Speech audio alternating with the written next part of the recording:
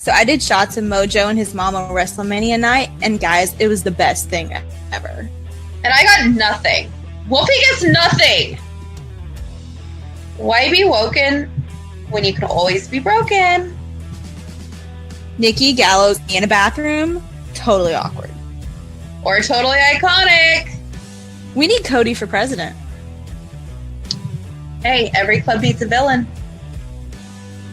The Bullet Club single-handedly saved wrestling. Bray Wyatt lives in darkness, and I would follow him into the dark. Rebby Hardy is goals and my spirit animal.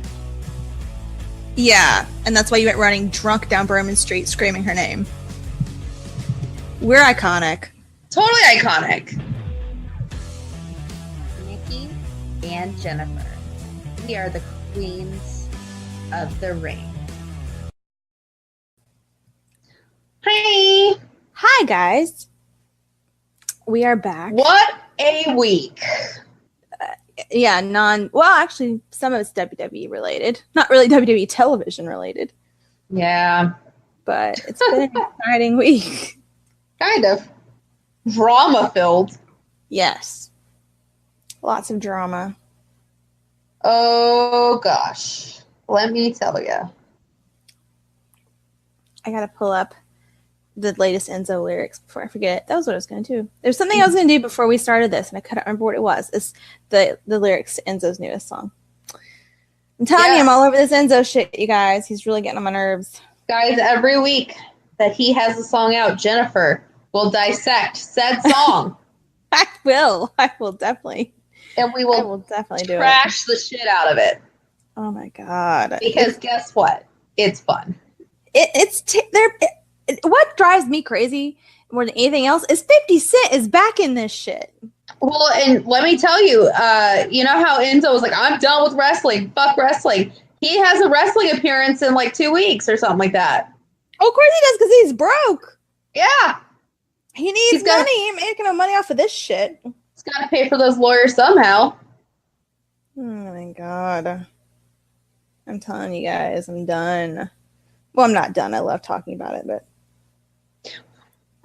we're done with the stupid. stupid. Crazy. He drives me nuts. He's such an idiot. Okay. So, let's start on a positive note. Let's talk about Dominion. Oh my god. Which is the best $10 a month you could spend. Mine is $9.15, actually. Wow. What is it? What did they say? 999 yen? Yeah, 999 yen, guys. Yeah. I couldn't remember exactly how much it was. Around $10. Yeah. Basically $9.99-ish. Yeah. It's and basically the same as the network. And Honor Club, which I have tried Honor Club, and I was kind of disappointed. I haven't tried that one. Let me just tell you, there's no way to search. Oh, well, then that's you have to like keep clicking and clicking and clicking, and I'm like, so if you want to find Supercard from 2015, you have to click and click and click and just keep clicking. It's annoying. No, so pass. That is a hard pass for me. I got it for a month, and then I was like,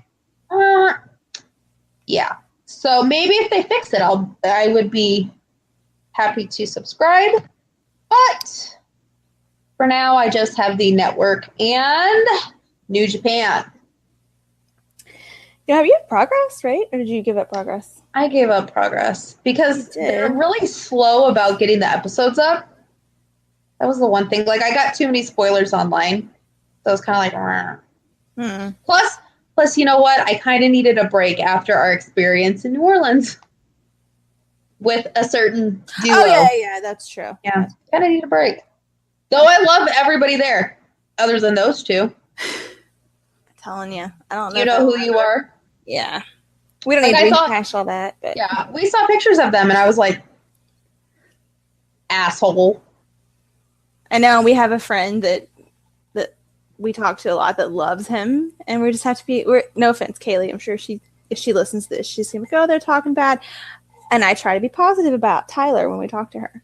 Oh no, Kaylee knows. Like I said it in the group chat well, today. I know she knows, but I said in the group chat today, like, I think it was Allie. Hi, Allie, if you're listening, and Kaylee, and Nicole, and Sammy. Hi. Allie posted a picture of British Strong Style at Download Festival, and I was just like, well, I love Pete. Pete looks cute, but fuck the other two. Oh my god. And Kaylee's like, I know you had a bad experience, but I still love Tyler. I'm like, you know what? That's okay. That's okay. Like, you can love Tyler. Good for you. It is. And I really hope if she does get to go to Mania next year and she gets to meet Tyler, that she has a better experience than we do. But I kind of doubt it. And guess what? We're not going to meet him again. I'm not standing in that line. If he tries to talk to us, we'll just look and be like, what? I want to meet Pete again, though, because my picture with him sucked. But I know. I want to meet Pete again just because Pete was really cool. He was really cool, and my picture with him sucked. And I want to take something for his. I want to take something for his baby. Is that weird? No. I want to take his baby girl something. It'd be so cute. I just want to take like a little bear, like a little bruiserweight bear, stuffed animal. Be like, here's for your baby. I don't know. You have to be creative. You'd have to think about something that nobody else would get, but that would be totally Pete done. We have a year to think about it. Maybe like a onesie. Maybe. I don't know. I still have to buy Mojo his Terp socks for next year. Although he did post a picture where he was in I guess maybe someone else posted a picture and sent it to him where I guess they were at University of Maryland and they were in the store and they're like, what should I buy here? And he's like, take one of everything. So he may even have Terp socks. I don't know, but I really think I'm going to get him a pair. They're still saved on my Amazon wish list. Guys, I'm going to get Jennifer some Zubas for her birthday. You heard it here first. Hot pink. Hot pink. That's what I was planning. I was going to get your hot pink. Either the leggings or the original. I don't know, because the originals are supposed to be really comfortable, but they're ugly. Yeah, they are. They look like MC Hammer pants. I'm not really down for that. Leggings it is. The leggings are really cute. They are. They're probably comfortable, too. I might get myself a pair of the black ones. There you go. Mm-hmm. That's what I'll probably... Actually, I don't know. I was thinking the other day, I know we've talked about cosplays a lot for next year, but I was thinking, what would I wear to meet Mojo again? So maybe that's what I'll wear. Maybe I'll just wear my Zumba's leggings, and I'll figure out some kind of shirt to make. You can, it would be really cute. There's a website. It's called Custom Glam Girl. Which I like it. They make shirts and stuff. You can do a rhinestone shirt that says Killer Instinct. That'd be cute. That's a good idea. Something like that. That'd be cute. I like and then put on the back Mojo. There you go. 69. Costume made. 69. There you go. See? Nikki's mind. Costume made. I have to go get some leather to make a serial killer cape, or apron. So that's true. I'm gonna make it really cute though. You should. You should glam it up. You know what I'm gonna do to it though? Cut it heart shaped. I was gonna do that, and then I'm gonna do black lace around. There you go. Yeah. That'll be cute. And fray the black lace so it looks and be like, what's up? That'd be really cute. Nikki's here. What's up? Okay, we totally got off topic already. Yeah, we already did. Anyway, back on topic. Dominion was amazing. It was. And roundabout way where we're talking about the money. Yes, it's not that expensive. Yeah. I think it's worth going ahead and just buying a month of it, guys, so you can watch those matches. Honestly, sometimes I'll turn the subscription off until a big pay-per-view happens. Apparently mine had been turned off and I didn't know it. Because I went to log in today and it was asking me for my credit card stuff. And I was like, what? You're like, oh. I already did this. Oops. I guess it lapsed or something. I'm one of those people that doesn't really pay a lot of attention to their credit card statements, their debit or whatever statements. Something that's $10. I'm not really paying that much attention. I scroll through and look for the big things, which is bad. I should be looking at everything. But I just look at the names. So I'm like, yeah, I went there. Yeah, I went there. Yeah, but normally I guess I should have been paying attention. I hadn't seen a New Japan charge in a while, but that's probably bad though, because they say if somebody steals your credit card, they'll go somewhere close, if it's somebody in local. Right, that's true. Probably a bad thing, but I feel I would know if I went to the gas station. I'd know. It's true. But anyway, it was a stark contrast to what was the last WWE pay-per-view. Was it Backlash? Yeah. drastic difference, you guys. Drastic. Like, I was looking this week, I was like listening to different like podcasts, like sections of podcasts that are on this YouTube channel, and it was like a lot of people just like big name wrestlers like running down Backlash, like Austin running down Backlash, like everybody running down Backlash and how terrible it was. Well, like, it was bad. I listen to Busted Open every morning. What's up, Dave? What's up, buddy? And let me tell you, they ran it down. They're like, what the fuck was that? It was terrible. It was terrible. And you could tell Austin, you know, I'm he's still affiliated with the company, so I guess he was trying not to be like out and out like this was awful, and he was like trying to find solutions to things. But I was listening to it and I was like, you really think it's terrible? That's how Jim Ross was too. He was like trying to keep it like, well, it was different. I'm like, different, really, bro? It was horrible. bad. It was horrible. That was some bad pay-per-view. And I also was, I think it was on Austin's podcast where Jim Cornette came on there. Now, I don't agree with a lot of the shit Jim Cornette says. Jim Cornette's, he was the one who said the Young Bucks were nothing. Yes, that. Yeah.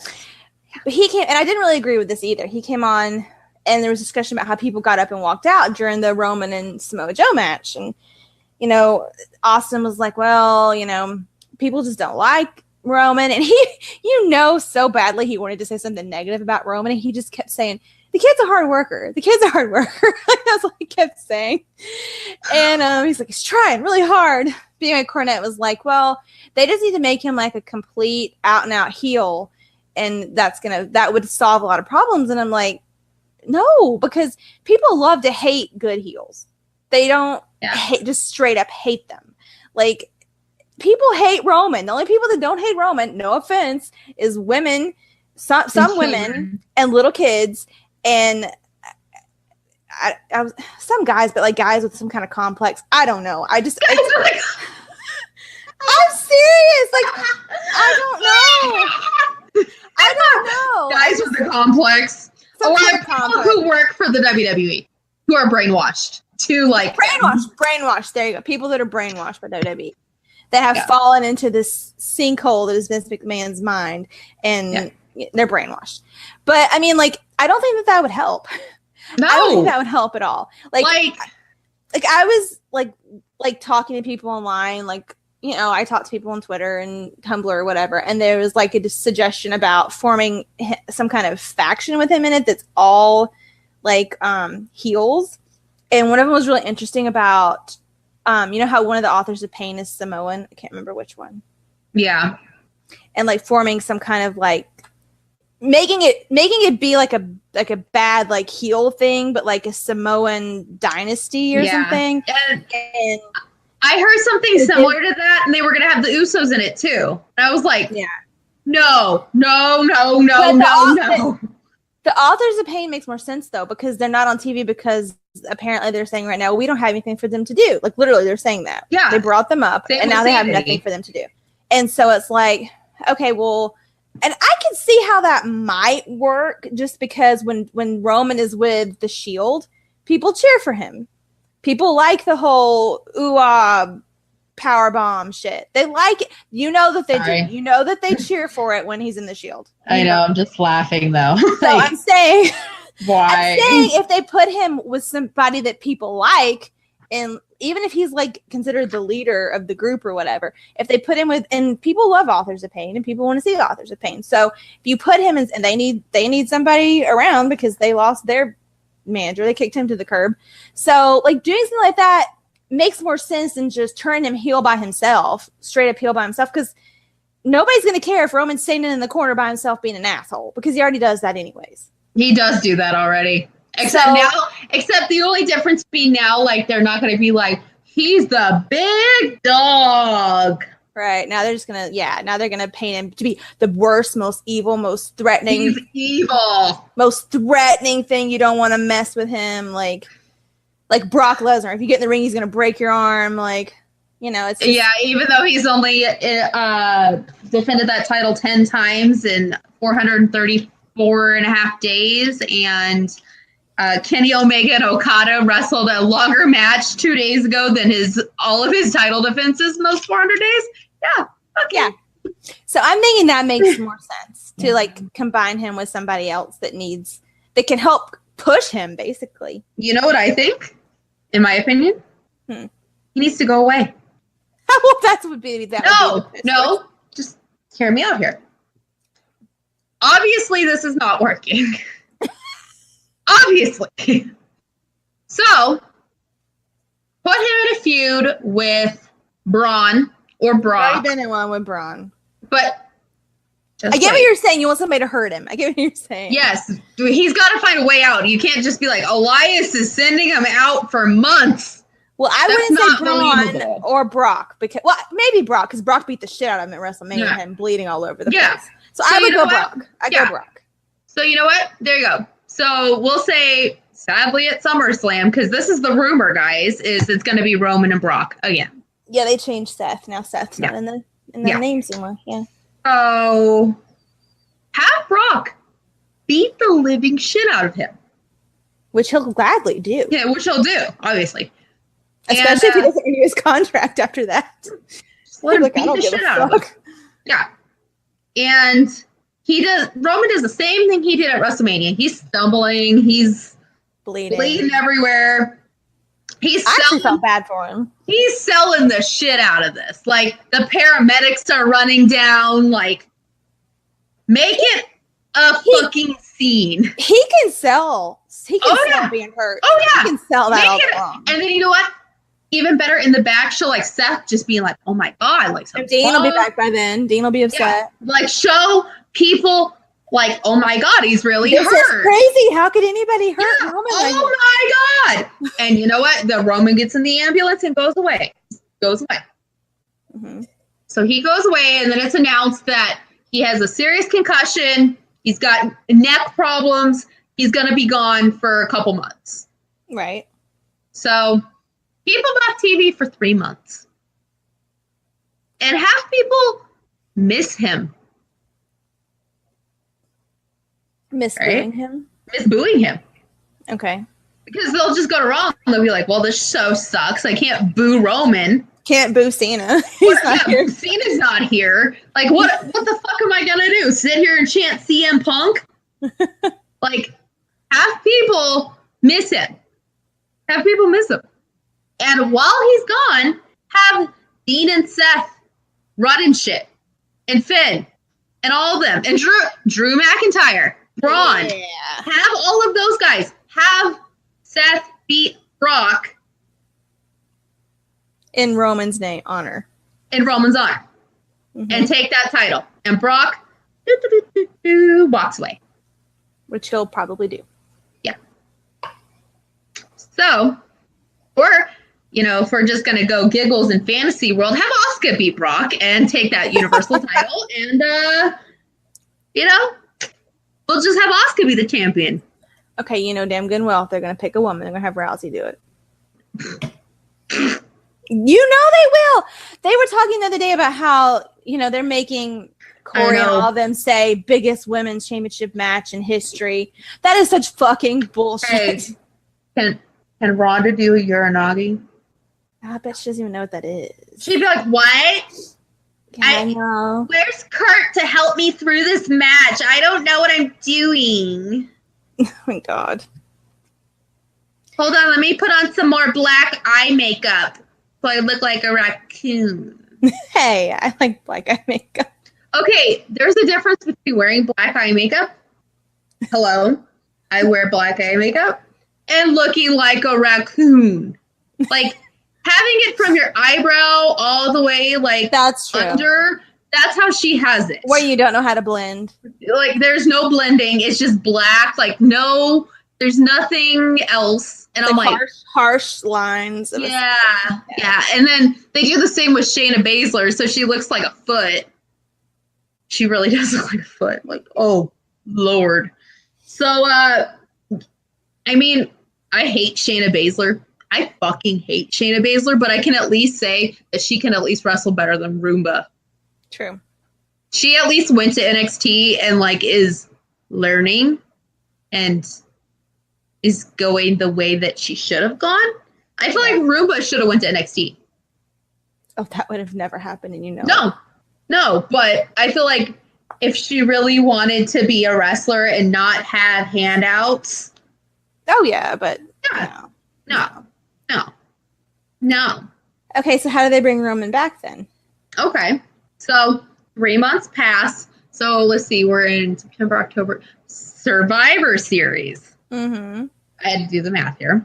So there's one spot left on Team Raw. Because it's going to be Raw versus SmackDown. You know they're going to do that. I mean, right. They're not going to do stupid shit. I feel like it would be better if they did Raw versus SmackDown versus NXT. But that would be awesome. What do I know? Or just main roster versus NXT. Yeah, but what do we know, right? Yeah. So I would fucking die though. I would die. Adam Cole, baby. Adam Cole is the captain. Yeah. Ricochet, Velveteen Dream, Aleister Black. What would be the last one? Probably somebody new, like either like what EC3 if it's Pete? Or Pete. Pete or EC3. Yeah. That would be that'd be a hot team. Sorry, I just shivered a little. All right. I just shivered a little. So there's one spot because John Cena takes his ball and goes home. Okay, first of all, they're not going to let that happen either. No, but I feel like John Cena will be like, they're finally going to let him just kind of be himself and be like, yeah, I haven't been around very much. Like, literally, Elias will walk by and he'll be like, hey, didn't I beat you at WrestleMania? And Elias is like, that was like 8 months ago. And just like walk away, like literally, like. Or they'll make Cena look like a martyr, and Cena will be like, "I'm gonna hand over my spot." Exactly. You know, I'm giving out charity here to somebody can have my spot. So he says that, and Roman walks out. But he's dressed different. Yes, he is in pants that are not cargo pants. They're not shield. No He's shield. in some nice black pants and a nice t-shirt. Like his new shirt. Sure. Yeah. No tactical gear. No. New music. Yes. New music. So he comes out new, like everything's new. It's all new. And he just walks out. Because Cena is saying, I'm going to give this spot as charity.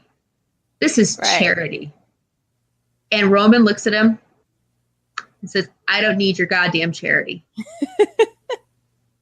And people are like, okay. And Cena just looks at him and goes, I wasn't going to give it to you anyway. You don't deserve it. Like, Cena just goes off again. Just like he did before. But the Shield boys are out there too. They're in the back. It would just be Cena. Oh, I thought you were saying this was in the ring. Oh, it's in the ring. You made the beginning. Okay. Yeah, in the beginning, because John Cena is the mortar, and he needs to be by himself with the spotlight on him. He's the attraction. He's the greatest of all time. Yes, and he's like, I have been through a lot this year. There's been so much ups and downs, and my personal life has brought me some issues. So, and Roman looks at him and goes, I don't need your charity. I want the spot, but I don't need your charity. And he goes, well, I wasn't going to give it to you anyway. I wasn't going to give it to you. And the team, otherwise, is Braun, Dean and Seth, The Miz. Oh, wait, no, The Miz is on. Elias, sorry. And then there's the fifth spot, which is Cena's mortar spot, where he's giving out charity to everybody. And Roman's like, I don't want your charity. And they just go back and forth. So literally, Roman just calls him and goes, you're, in the nicest words, PG words, you're a piece of shit. Actually, he might actually say that, and they would bleep it out, because they let Roman cuss. Yeah, that's true. Well, and we will, however, within this 3-month period, he will have had lots of practice on his. Yes, he will go to the performance center and go to promo classes with all of the NXT kids, and maybe Adam Cole can teach him a lesson. Shit, Mojo could teach him a lesson. Like anybody. Heath Slater could teach him a lesson. He could. Fuck, I believe Heath Slater more at this point. Oh, they just go back and forth. And Kurt Angle comes out and he goes, you know what? Both of you, you're done. John, we're not doing a charity spot.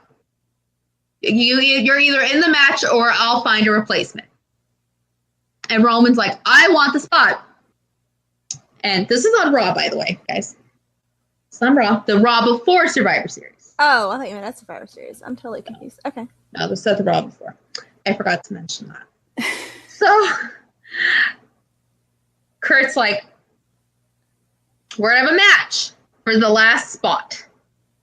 Mm-hmm. And it will be Drew McIntyre versus Roman Reigns. Oh, good Lord.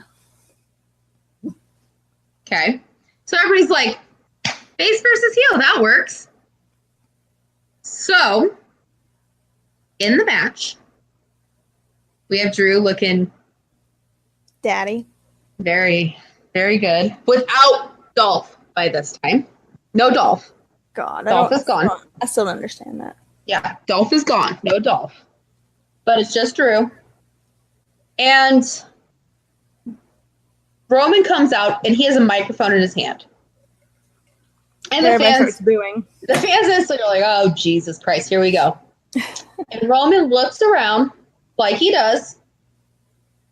And he goes, I know you hate me. And the fans are like, oh, shit. He goes, but I don't care. I'm not here for you. Hasn't he already done that? Yes. But he's doing it again as his not Shield self. We have no Shield anywhere. Got it. This is leading somewhere.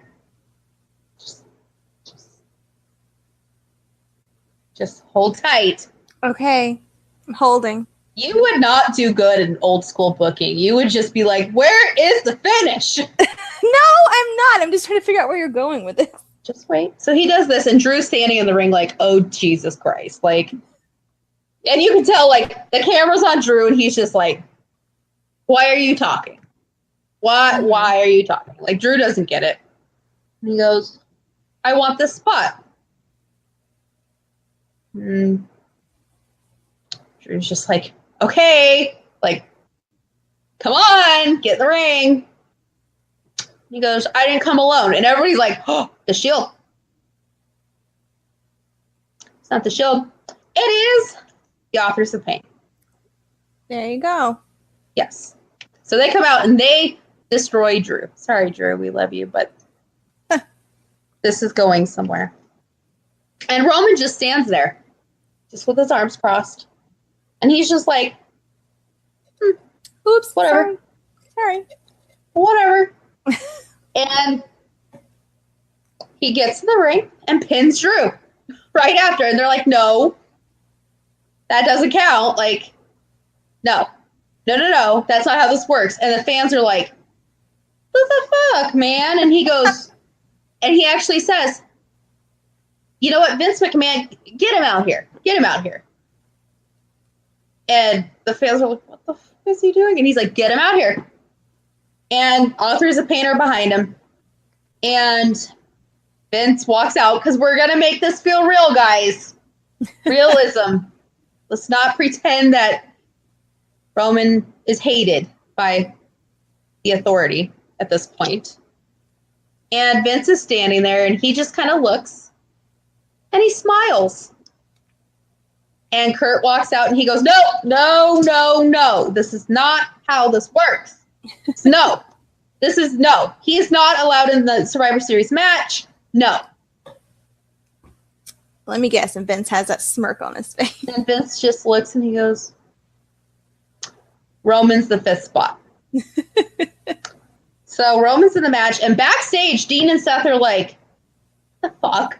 Like, they don't know what's going on. So what is wrong with you? Yeah, what is wrong with you? So at Survivor Series pre-show, we get Dean and Seth confronting Roman, saying, "Hey, what the hell's going on? Like, who are these guys? Why are you?" Because by this point, Authors of Pain really, they're in and out of TV. They're not really there. They don't have a story. Like, we don't know. And Roman's just like, you. I was actually going there. You were gone and you were busy. I traded up. Yeah. And the guys are like, and Dean's like, no, this is a brotherhood. That's not what we do here. And he goes, is it though? And walks away. And Dean and Seth are like, fuck. So everybody but Roman is like trying to get together, like Elias and Braun and Dean and Seth, and they're like, okay, what are we gonna do? But we can't trust that guy. We gotta keep him out. We gotta keep him out because we can't trust this fucker. So we gotta decide what we're gonna do. So they're like strategizing. Braun's like, I'm just gonna kill him. Elias is like, I'll hit him with a guitar. Like Seth wants to curb stomp everybody. Dean wants to go straight up Jon Moxley. Like, you could see kind of shades of Moxley, but PG, obviously. I don't know, though. They paint Dean as the one having the heart. So I think Dean would be a little bit more...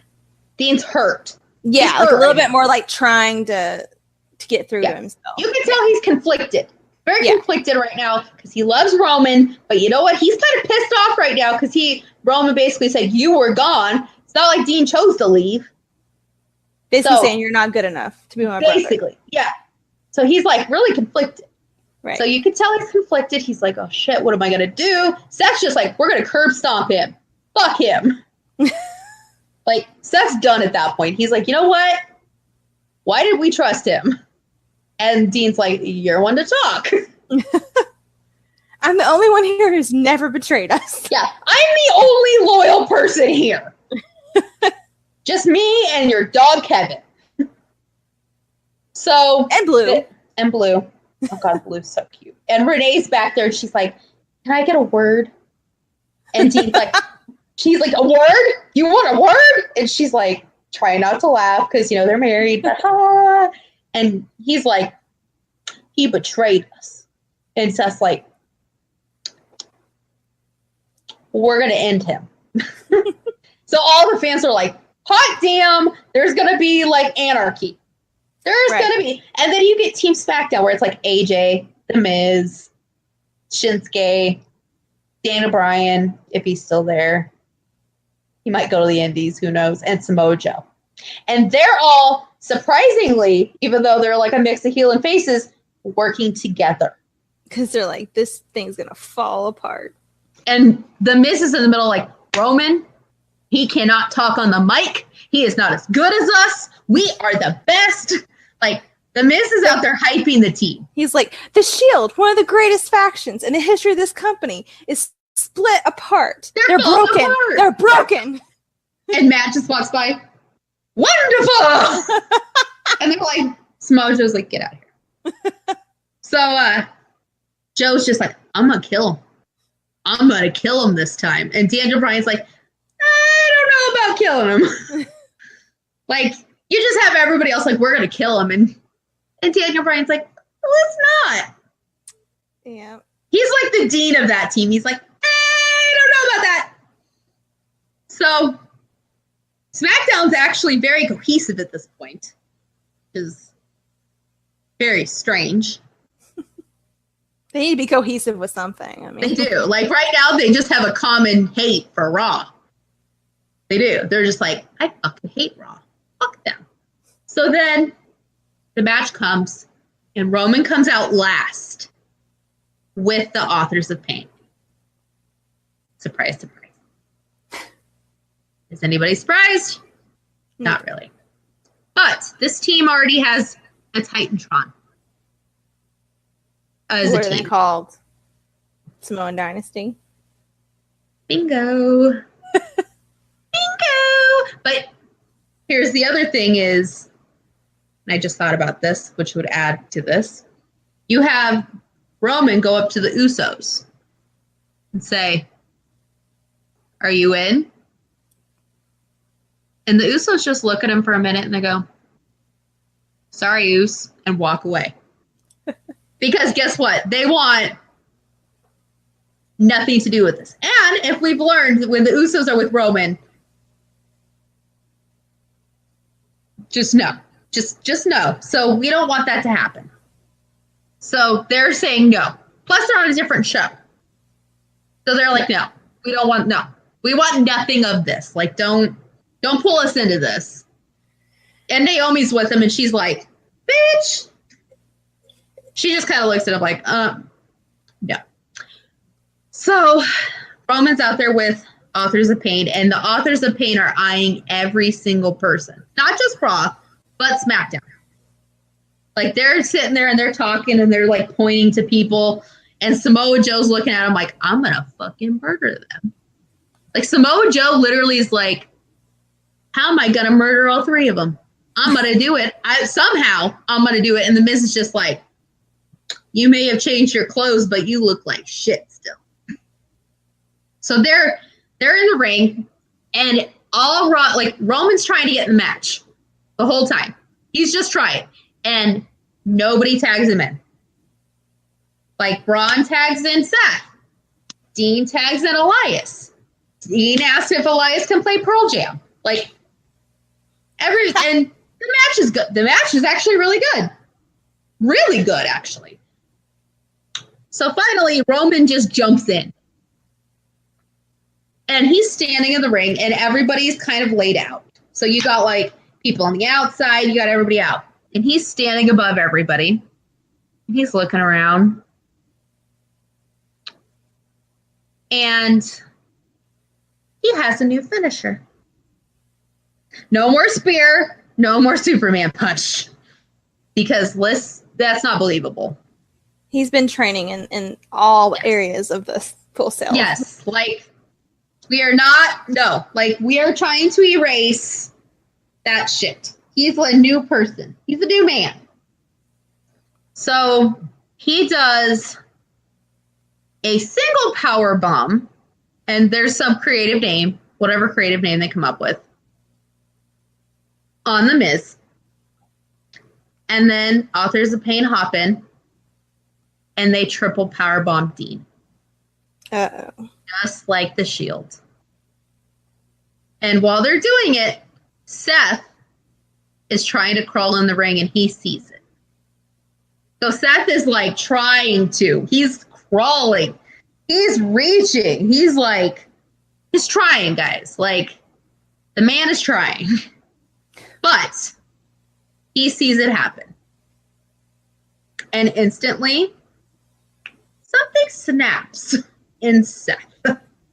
And we see the Seth Rollins that we know and love, which is kind of a heel Seth, but still very lovable. So he just starts trying to beat the shit out of Roman. He doesn't go for the Authors of Pain, even though they try to grab him. He goes right after Roman. And Roman starts throwing him around. And then Braun gets in. And Braun looks at all three of them. And then Samoa Joe gets in. And they look at each other. And they kind of size each other up. And everybody's like, oh shit, they're going to do something to each other. Oh no. Guess what they do? He's in on it. They go in on the Authors of Pain. And they destroy. So, that's not what I was going to say. But okay. Just wait. Just wait. So they start going on the Authors of Pain. Seth's still trying to get Roman. And Vince comes out. And he says, hold this match up. God damn it. That's my Vince impression. It's terrible, isn't it? And everybody's like, oh shit. And Vince is like, this match is over. So everybody's just like, this is their Survivor Series match. Like, it can't be over. Like, that can't happen. Like, no, that can't happen. And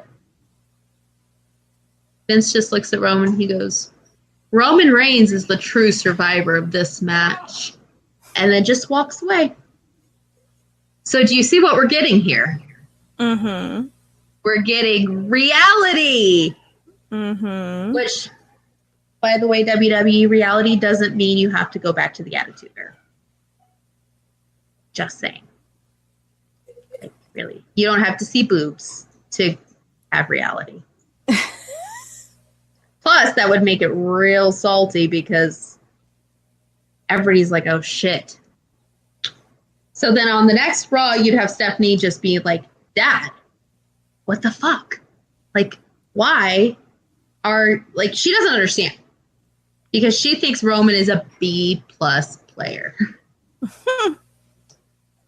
And Vince basically threatens her job if she does not accommodate for his team. So all of a sudden fans are like, I fucking hate this team. Like, I fucking hate them. So we're turning heel now. But we're not doing it in a stupid way. We're not going to make it like just stupid. We're going to make it smart. So from there, obviously they'll turn heel. But that's how I would get Roman somewhat over. Over enough to where the fans are like,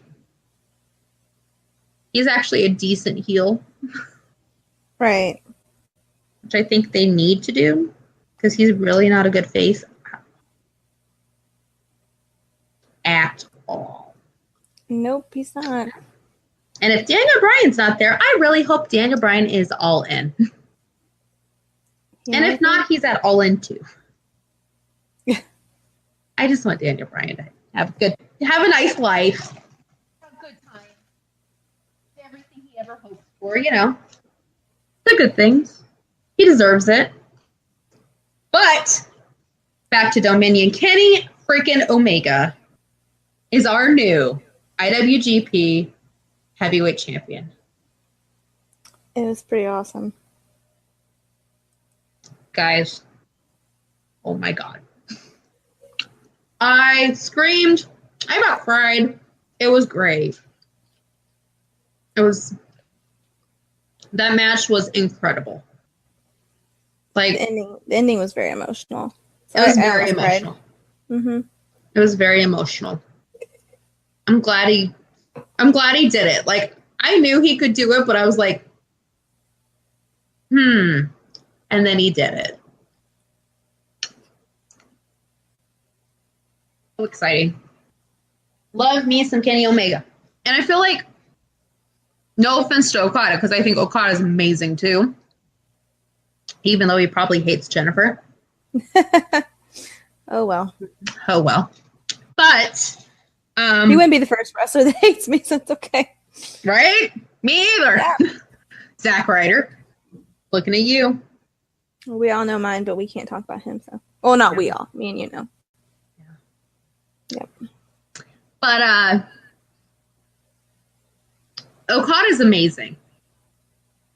But for New Japan to go worldwide, and I know people are going to argue this, but to attempt to compete with the WWE, you need a champion like Kenny. Well, that's what Kenny said after the match. Well, yeah, after the match. Yeah. He said that Okada's taken the company really, really far, but to expand out globally, he thinks he's better for that. Mm-hmm. And that's not taking anything away from Okada. Okada's amazing. It's just he's not as sad as it is. He's not as marketable and charismatic. Yeah, and honest. I'm even going to go one step further than that. I don't think this, but one step further than that. Your typical WWE fan is not going to be like, oh, that guy that wrestles in Japan, the Japanese guy. Like, yeah, you know, they're not going to care. Like, oh, it's that guy that wrestles over there. That's their kind of wrestling, blah, blah, blah. Like, they're not going to pay attention. I mean, right now they shit on Shinsuke Nakamura, so right. Why would they care about Okada? Right. So I feel like, yes, like Kenny is what is needed. And also, Chris Jericho Oh is my now God. a 10-time Intercontinental Champion thanks to the IWGP Intercontinental title. That face paint, though. That face paint was terrible, but you know what? He has permission to take that title anywhere he goes. It's true. So you might Intercontinental champion versus Intercontinental champion. shit. That would be crazy. Mm-hmm. But Jericho was on Busted Open the other day before his match, and they actually asked a pretty good question. What is Vince gonna think if you win this title? Because here's the thing: is Vince was okay with him having like a one-off with Kenny. He was okay with that. Like, he gave the thumbs up. Like, you know what? Go have fun. You're not under contract with me. You know, he was watching it, but you know. But now he's got a title, and that's a whole other story. So I kind of wonder what Vince's reaction is going to be. Oh, you know he was told beforehand, I'm pretty sure. Yeah, but I wonder what that reaction was. Probably in Vince's twisted mind, he probably thought, oh, this will get us some fans from Japan. Because they'll see Jericho and they'll want to see where he came from and blah, blah, blah, blah, blah. I could see him spinning it like that because he doesn't think rationally whatsoever. Mm-mm. There's also conspiracy theories going around that Vince sent Jericho to New Japan. That would make sense. He's the mole. He might be. He might be. You never know, guys. No offense, I think Jericho's pretty cool, though. That face paint, though, man. He looked like a Kiss reject. It was bad. I think that's what he was going for. He was a knight in Satan's service, but he wasn't very good at it. Also, from Being the Elite, Jericho was on Being the Elite. He was. He was, and he wants to team with the Young Bucks. That would be interesting. He does. Yes. So I think their team names are pretty awesome. There is Bucks of Jericho and Y2 Jackson. I like them both. They want to make shirts already. So they're on that merch level. Also, Will Ospreay lost. He did. It was a really good match, though. It was a very good match. Will Ospreay lost, meaning two things. One, Hiromu won the title, which means we'll see a lot of pictures of Daryl with the title. But in addition, Ospreay's girlfriend B wanted to pug and made a deal saying that if Will lost, that she was able to get a pug. Well, B is probably getting a pug now. It's cute. You know, she's excited. She's very excited about the pug. Like, everybody on Twitter was like, B, you're getting your pug! And she's like, I know! Great. The Young Bucks are 10-time IWGP Tag Team Champions.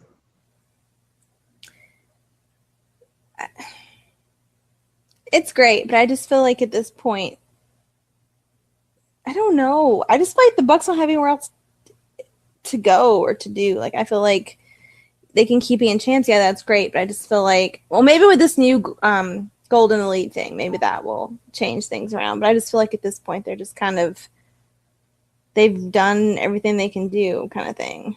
Well, I feel like this is different. The other 9 times were in the junior heavyweight, and this is the heavyweight. So there is different opponents, which is a plus. Like, I like that part of it, but that's kind of the shit thing about tag teams. Yeah. No offense to you guys know I love my tag teams. Like, I really do. I love my tag teams, but like, that's a shitty thing about tag teams is you really don't have that much further to go. But I feel like storytelling wise, there's so much more to tell. Right. So I feel like the title is not so much like in WWE, you know how the title is always the focal point of the story most of the time? I feel like in New Japan and Ring of Honor, it's different. Well, yeah, but I'm just saying in general, like, I don't know, like, I don't know. They'll have a plan, of course. They always have a plan. But They always do. I'm just kind of wondering what it will be. Because there's like all this build up what was going to happen with them and Kenny. And, well, now they have this thing with Cody. I guess that's kind of the story at the moment, but. Yeah. And let me tell you, being the Elite is better than Raw and SmackDown. So go watch Being the Elite. Like, seriously, they have 15 minutes until, like, their storytelling is so much better than a 3-hour Raw. Like, I feel like they could even fill 3 hours. Oh, I'm sure. They could. Probably. Easily. And not be bored. Like, it's not going to be something where you're like, God, I'm so bored. Like, Raw, I don't watch Raw live just so I can record it. Like, why would I watch it live? I think the main difference with them, other than they know how to tell a story, is they're not afraid to be like silly or like relevant. Like they just do, you know, whatever, and they're not like, oh, we have to be professional, we have to be this, we have to be that. Like, they don't have the same mentality whatsoever. Well, and I feel like they're silly compared to the WWE. Silly is very different. Right. Like, WWE silly is like fart jokes and like R-Truth getting lost. Like, shit doesn't make sense. But like, Being the Elite, their version of silly is like Flip drinking beer for the first time and giving lap dances in TGI Fridays. And Marty singing. And Marty singing Britney Spears. Mm-hmm. And Marty always saying, if somebody grabs his face, are you going to kiss me? Like, come on. Like, that's funny. Right. Come on, guys. Like, that's the thing that really frustrates me is like, you can be silly, because believe me, you could be silly. Finn has been silly before, not on Raw, on like social media. And I was like, wow, you know what? That would be funny on Raw. Right? Like, Seth, same thing. He'll do something funny at CrossFit, and I'll be like, you know what? That would be funny on Raw. Bailey's social media, when she does some funny stuff. Alexa, same thing. Carmella, they all do some funny stuff that's like not stupid. And I'm like, they have the ability to do it. And if you talk to people who, like, I listen to shoot interviews online, and Kevin Nash said it the best. Let them be themselves. Right. Yes, they're a character, but still let them be themselves, because 99% of them know what the fuck they're doing. They could go out there and cut a promo and not have to have a script, and you would be surprised. That's true. Yeah. Like, I feel like the creative sits in the back and they're like, wouldn't it be funny if Ty Dillinger had their 10 sign and then R-Truth showed up and said something about this? No, that's not funny. Like, that's stupid. Kind of like Mike Bennett. Let's make him obsessed with his wife and we'll just laugh at it. Yeah, that was stupid. Like, no. No. Do you know Mike Bennett? Like, have you watched Ring of Honor? Like, I don't know. I think also their main problem is they don't pay attention to what people like, because people loved the Fashion Files. They never did a damn thing with that. That was funny. People liked that. That was funny. It was like, I guarantee you they probably wrote most of that themselves. Exactly. It was like silly, but not stupid. It was campy. It was funny. Exactly. Rusev Day. Yep. Like, come on. And now they're like, we're going to break them up. Why? Why? Doesn't make sense. Nope. I don't know. I feel like the things that are really going, the things that are really over, they don't think about how they could capitalize on what they have. Well, They're trying to make things work with people that it just doesn't work. They don't want people to get over by themselves. Like, they want the people that they chose to get over, but not the people that they didn't choose. Like Zack Ryder, perfect example. I hate Zack Ryder, but Zack Ryder is a perfect example. Yeah. He did that all by himself. Like, he went on YouTube. He did that all by himself, and they literally buried his ass. Mm-hmm. They put him in a neck brace and in a wheelchair and pushed him off the stage. Like, same with Bray. Like, Bray's out there cutting like these fucking amazing promos, and then they're like, "We want you to dress in drag." I think I have the mumps. That's what I would have done. Not feeling too hot. Wouldn't you? Yeah. I don't know. It's just such a mess. I would have got out of it. I'm sick. I'm so sick. I can't do this. It's just a mess. It is. And I feel like New Japan, and this is the crazy thing, a lot of them do not speak English. Right. But they can still tell the story. Yeah, you still know what's going on, even though you can't understand what they're saying. Shinsuke Nakamura. Like, really? Why are we mocking the fact that he can't speak English? Why? Like, why is that something to mock? Same with, I feel like they're going to do that with Andrade speaking Spanish. Oh, I'm sure. Yeah. Like, he'll only speak Spanish to people who are from Mexico. Right. Like really? Here's the thing is, back in NXT, he would go back and forth. So why don't you let him do that? Like, I still knew what he was doing. Right. I could tell. And not only that, but when he would cut a promo in Spanish, you have Zelina translating. And she would cut it better than he could in Spanish. So come on. Kind of like Lana speaking for Rusev. Even though Rusev is actually the funny one out of the operation. True. She's funny, though, but she just can't be funny on TV. They won't let her. No. They want her to have a stick up her ass the whole time. Yeah. I'll tell you, though, Rusev, I feel like they let him be funny on TV, but he's like 10 times funnier in person. Mm-hmm. Like, he's just fucking hilarious. I love Rusev. That's like, we're going to get into that in a minute about Corey Graves, but when Corey was tweeting all that stuff last night, and he was like, what did Byron Saxton do this time? Yeah. Rue, and everybody's like, Rusev, we love you. He's just trying to like ease the tension. He's like, oh, Byron, what'd you do? It was great. Like, oh my God. I love Rusev. I feel like it's so stupid though. They're like, we're going to make him a monster heel. Which worked for a while because I didn't like it.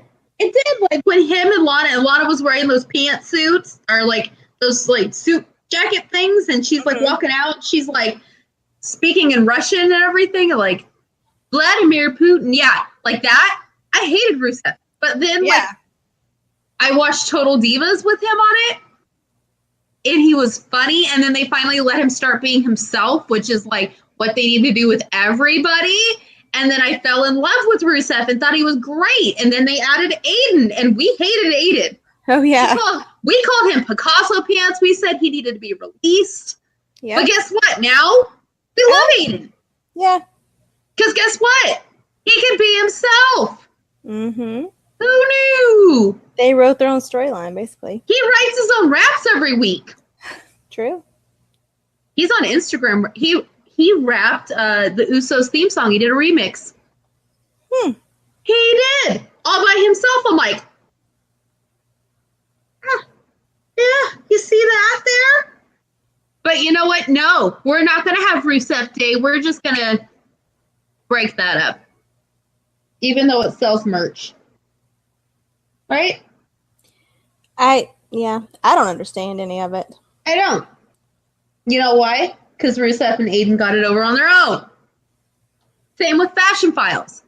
They got it over on their own. And it's sad that they have to do that. That's what Plan B is going to be in about 4 weeks. True. I mean, B Team. Yeah, whatever. Whatever their name is. Not Plan B. Whatever their name is. They're not going to win that title. No. If they do, I'm going to be angry. They're not going to win, but I hope that, like, they don't make them look like total fools either. I hope Bray just fucks with Bo's head. You know what was funny? I wanted to be an evil big sister yesterday because my brother's like, "Hey, do you have a New Japan login? I want to watch Dominion." I'm like, "Yeah," and I was gonna go in and pause the subscription while I was watching it. That's mean. I know, I didn't do it. I was like, "Okay, I'll be nice," but it'd be hilarious. Ah! Like right in the middle of Kitty versus Okada, I just pressed the cancel button. That is terrible. That would be horrible, but. All right, so on to Punk. Let's talk Punk. Oh God. My opinions have been so up and down all week on him. Mine's not. I have officially gotten my opinion in my side. But my thing is I need to wait to form like my exact opinion because I want to see if he shows up at All In before I like really like nail down that opinion. Well, okay, here's the thing. One thing, not other thing. Again. Okay, let me just share my opinion so this makes sense. So my opinion is that I am happy that he got to try something he wanted to try. Good for him. Like, that is great that he got to go out and train and do something that he personally wanted to try. I think that's great. Now, obviously, that was his last fight. He's had 2 fights. He's 0-2. My issue is, so Punk said in all of his interviews through the week, I'm done with pro wrestling. I am done. Like, he said it over and over and over. I am done with pro wrestling. I'm done. And you know what? That's okay. If he did say that, and that's how he feels, that's okay. I'd be okay with it if he's like, you know what? I'm done. I want to go live as Phil Brooks in Chicago with my wife. I'm done. Okay, great. You know, thank you for everything you've done. Great. That's fine with me. The thing that I'm not really liking, well, not liking is not really the term, but the thing that bothers me is he has that signing all in a weekend. Right? Mm-hmm. The Friday before All In, he's signing at Pro Wrestling Tees.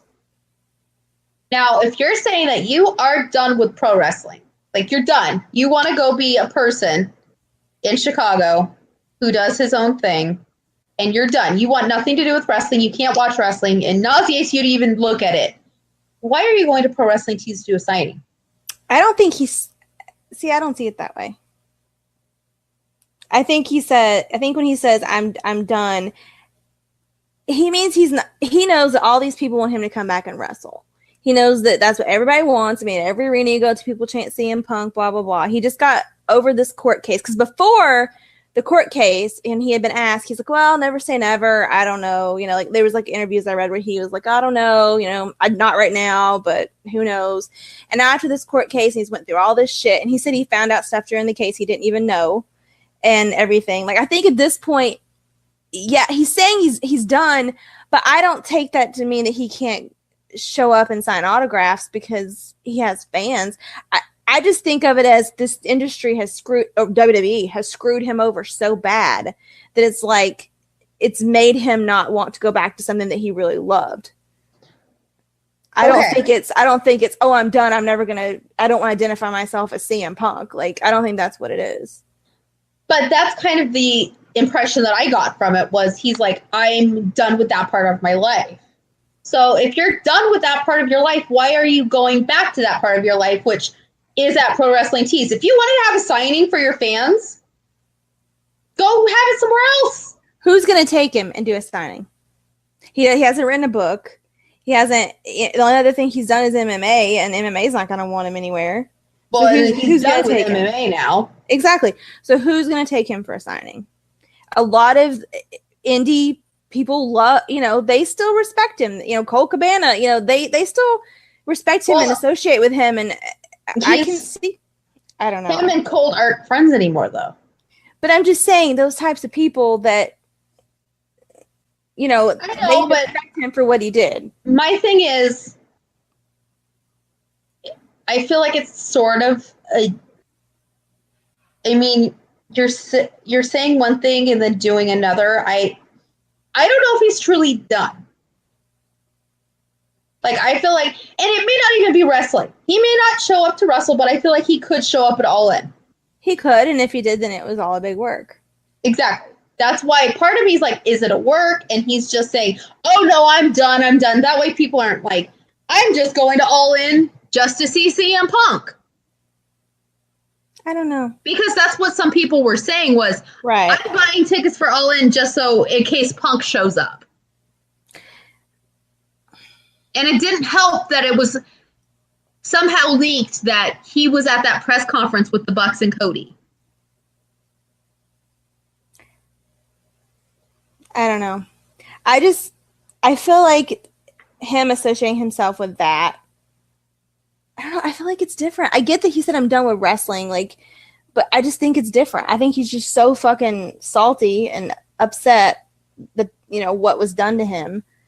I don't know. I feel like if he did show up, then he would show up and it would be like, he's not going to get in the ring and wrestle. No, he'll just say, hey. Like, he might show up or, help with something or do something. I don't think that's him. He's saying, I'm done with wrestling. I don't think that's him being like, I'm never going to appear anywhere ever again, or I'm never going to, I don't think it's the same. Personally, I don't think it's the same thing. I think him saying, I'm done with wrestling is I'm not going to wrestle. These people think I'm going to get in this ring and wrestle again, and I'm not going to do it, is what I think. Yeah. Well, and some fans are just really upset because they feel like Punk disrespected wrestling. Like, he turned his back on the business that made him. And that was brought up by Corey Graves as well. But wouldn't you, if you were him, wouldn't you, after the way you were fucking treated? I'm not saying I know, I'm just saying what has been said. I'm the messenger. Okay, well, I'm saying, believe me, I agree. Whoever is saying that, wouldn't you, if you had concussions and nobody had taken care of you and told you, and you got fucking MRSA and nobody took care of you like they were supposed to, and they gave you a Z-Pack in an envelope? Yeah, for fucking MRSA. Like, Z-Packs help fucking MRSA. They don't. Yeah. So, and your HIPAA information is getting disclosed to people, and that now, after this Punk thing, now concussions are taken seriously. Daniel Bryan is an excellent point of that. But before then, he had all these concussions, he could have fucking died, and he wouldn't have even known that it was that serious because they knew this. They said it in court. Oh, we knew he had concussions. And he was like, I didn't know. They didn't tell me. I didn't know. So wouldn't you, when you found all that out, plus he was pissed off because he was being promised all these main events at pay-per-views and things because he was the fucking champion. Well, yeah. And then he wasn't getting them. And you have Vince saying, I owe you one. Right. I owe you one. Right. And yeah, they let him keep the belt for a long time, and maybe that was kind of his way of pacifying Punk and being like, well, the people like you, so we'll let you carry this belt around. I mean, he's letting Brock carry it around, and Brock's never on TV, so, here, you can carry the belt for so many days because everybody, likes you, but I'm not going to let you main event, and I'm not going to act like, you're that important, because they didn't. Punk got himself over, and Punk made people want to listen to him. It wasn't that Vince was, putting him out there in the spotlight like he does Roman Reigns and saying, here, take a whole half of a show and be in all the segments or something. Yeah. I just feel like they fucked him over, and I would be the same way. They fucked over his health. They fucked over, how he was on TV. They fucked over what he wanted to do. I would be like, fuck this business too. This is the biggest wrestling business in the world, and they treated me like this. Like, I'd be like, no, like, fuck it. I'm done. Like, no, like, he could still, and I realize he says he doesn't watch wrestling anymore, but if something really big and upsetting happens to you at that catastrophic of a level, it would make you not want anything to do with it. It would make you want to distance yourself from it. So I don't hate on him. All these people are hating him, not you, but all these people are hating on him saying, oh, he doesn't care about wrestling anymore, blah, blah, blah. Well, look what happened to him. Like, it's not that he didn't love to wrestle. Just look what, he doesn't like the business. He doesn't like what happened to him. And yeah. I don't know. I'm on Punk's side. I know he can be an asshole. I know that he can run his mouth, but I'm on Punk's side. I feel like WWE's definitely out of the question. Like, no. Hell no. Do not go back. Like, hell no. Like, if you go back there, you're a fucking hypocrite. Well, they wouldn't take him back first. And second of all, he would never. You never know. Like, for the money, they probably might. Oh, he wouldn't go. I don't believe that. Exactly. But I feel like Ring of Honor, though. Like, just go to Ring of Honor. Because it's completely different. Well, like, he's been in Ring of Honor, so he knows. Exactly. Like, go back to Ring of Honor where you started, where you fell in love with wrestling, even though you loved wrestling as a child, but with physically wrestling. Go back there. I mean, that's the thing, is you don't have to have that schedule of, I'm gone 300 days a year and I have MRSA and nobody gives a fuck. Right. And that fucking doctor needs to be fired. Like, the doctor needs his license taken away is what he needs. And he's still dispensing medicine without a prescription label, giving away people's HIPAA information. That would get your fucking license stripped in like any state. I don't understand why he doesn't have his license stripped. Yeah, and WWE just is like, oh, well, give him a bonus. I hope Connecticut or whatever state he's licensed. Well, no, he probably has to be licensed in multiple states. Like, I'm sure he's licensed in where, like Alabama and Florida. Like, you have to get your license in each state. Like, you can't tell me after all this that these states aren't going to start stripping him of his license. Like, there's like legal things he has done. It's no like blurred line. Like, you did something to get your license taken away. And I love how he's still, like, the guy did all this shit and then decides, I'm going to sue Hulk Cabana and CM Punk for $4 million. Because you are a shitty doctor? No, you defamed his character, even though it's all fucking true. Even though it's true? It's ridiculous. And then you start to wonder, what other shit happened? Right, exactly. Like, who else got fucked over? And there's probably other stuff he could tell, too. Yeah. That he hasn't. And there's no telling what's happened to other people. People that have been quietly just kind of let go, like, you don't know what's happened to them. Not only that, but, like, who else is getting pills in a fucking envelope? Right. Like, and who is getting the wrong medicine? You don't treat MRSA with a Z-Pack. Well, and he told him it was a boil at first. He's like, oh, it's a boil. And then it got, like, to the size of a golf ball. And he's like, should we pop it? No, that's when you biopsy that shit. And did you hear, in Punk's thing, they said that guys would get boils and they would actually have all the wrestlers stand around while they popped it? It's disgusting. That's disgusting. Okay, one, I've had a boil before. You go to a doctor's office in a sanitary environment and have them glance it. And then you put, and then you put medication on top, medicated ointment on top of it, and you keep it covered. And then you start on medicine. Exactly. Not a Z-Pack. No. Like, really? I'm not a doctor. I haven't gone to school to be a doctor, and I even know that. But like this doctor's like, oh, we'll just pull out that needle and do it right here in front of everybody. Excuse me? It's just ridiculous. No. I don't think so. Like, I swear, I can't. I can't. Well, as far as, okay, so back to the original point, as far as him not going back to wrestling, he did say that before this fight. Yes. So it could be. Could change his mind. And you know what? I'm not going to fault him for changing his mind. People, I say things and I'm like, definite, like, yes, I'm not going to do this ever again. Or I have this, do it.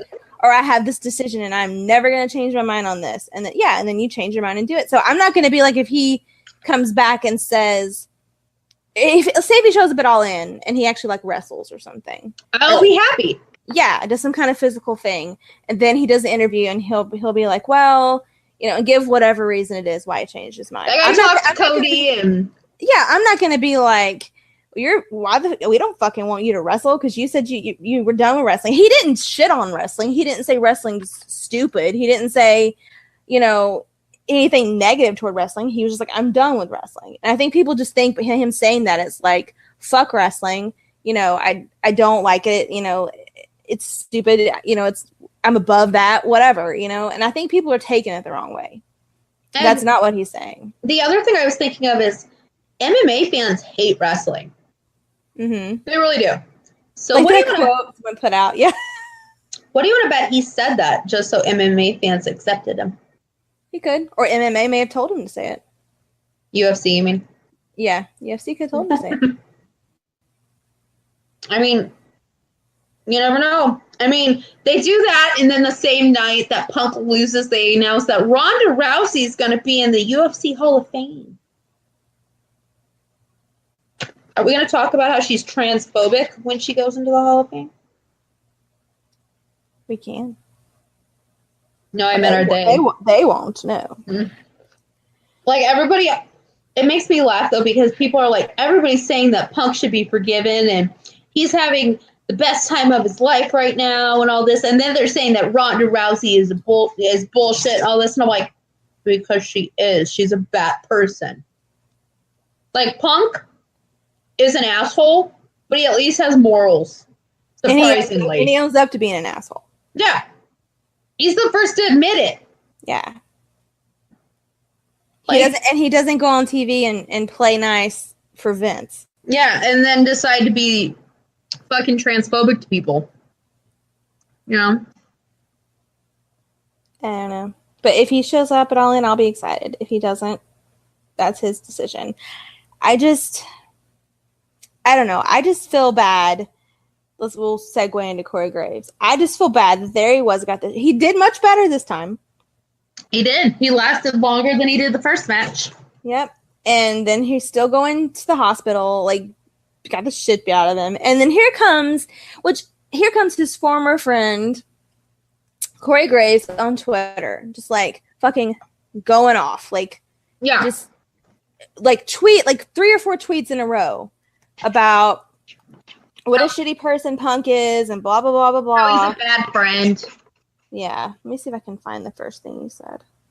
I made screenshots. Hold on. That's how we do it around here. It is how we do it around here. That is. Hold on. There's a ton of them, you guys. Hold on. Like, he was being a total douchebag. He's been busy the past 24 hours. Oh, he's posted something else I didn't see. Oh, okay. Let me go way back. Hold on. So, the first thing he said last night was maybe abandoning everybody who stood by your side even when you weren't supposed to. When, you know, he's saying WWE told him not to. Only to have you turn your back on us wasn't the right move after all. ? No anger, only sadness. And then someone commented on it and said, so where's your loyalty not to your friend who was clearly as unhappy as he ever was, but with your billion-dollar corporation bosses? Yeah, super punk rock, bro. Tell me all about punk rock. And he said, my loyalty, oh, would you like that before, capital letters, or after, capital letters? I've got both. I mean, one can only be shit on by their, quote, best friend for so long before they smarten up. No, but it's cool. I'm sure you love Kenny Omega, and you know more about this business and friendship than I do. Now, why the fuck did he bring Kenny Omega into this? And like, Kenny's even like, what? I know. Like, why the fuck would you... Why? Because that means that they're an indie fan, and Punk was from the indies? Is that what you're trying to say? Oh, because you're defending Punk, that means you are defending the indies, and that means you... Fuck you, Corey Graves. Like, seriously, I'm done with him. I lost my respect for him last night. Oh. And then he said... Hold on. Let me go back to it. Aw, seems the fans are disappointed. Maybe you guys should know that dude held my first son before I did because I was on tour and I trusted him. I had dinner with him the week after he quit. You know, and okay, yeah, that's bad. Whatever happened, that's bad. But is this really the correct time to do this? Number one, he's done it immediately after CM Punk got a big settlement from WWE. Not only that, but the guy's being loaded in a fucking ambulance. Yeah, but I'm saying it's like he's been sitting on this. Like, he hasn't been able to talk about it. And now that it's all cleared and done, now he can say what he wants. And so now all of a sudden it's like... The lawsuit ended on Wednesday or Thursday. He could have said it Wednesday or Thursday, not right after the fight. Well, yeah, because he was looking for the most opportunistic time. Yeah. But I feel like he would have said something after the first fight if he had been allowed to say something. But no, he said something about him, congratulations. He was nice to him. So to go further up, he says, the first rule of punk rock, quotation marks, is loyalty, and this guy betrayed it all. I still love you, quotation marks, friend, and I'm sorry you got lost. And then he kept going. Don't worry. Hey, Vince McMahon, this has nothing to do with you. You either, Triple H. This isn't corporate. This is real life. Calm down, inner nerds. And then someone said, hold on. Okay, this is a big long thing. It says, okay, if we go with suspending disbelief, professional wrestling and MMA are far different sports. In wrestling, there are many more offensive and defensive options in any given situation. I think because they were discussing the difference. And he said, congrats, the guy's name, on missing the entire point. I suppose you need to have friends before you can comprehend losing them to crappy means. Like, he was just going off on everybody for, like, no fucking reason. And then someone else said, I guess Graves is upset with CM Punk because we all know the only thing Graves can do is sit at that desk playing second to Michael Cole. And he said, remember that time I was forced to retire due to concussions? Yeah, me either, but you have Twitter, so you're an expert at our job. Well, do you remember that you got retired from concussions because they actually, diagnosed you with concussions? And they gave a shit? And they gave a shit, and they said, hey, you can't do this anymore because we don't want you to kill yourself. Yeah, Punk didn't get that. Like, I don't know what Punk did to him. Punk may have done something really terrible to him. I don't know. You know what it was, honestly? Later on in other tweets, he said basically that, like, Punk said that he couldn't talk to him because of leaving the WWE. Well, maybe because of the lawsuit. Maybe he thought he couldn't. I don't know. Oh, there's more. I didn't realize there was more. Oh, yeah. So then later he says, hey, CM Punk, call me tomorrow. I still love you.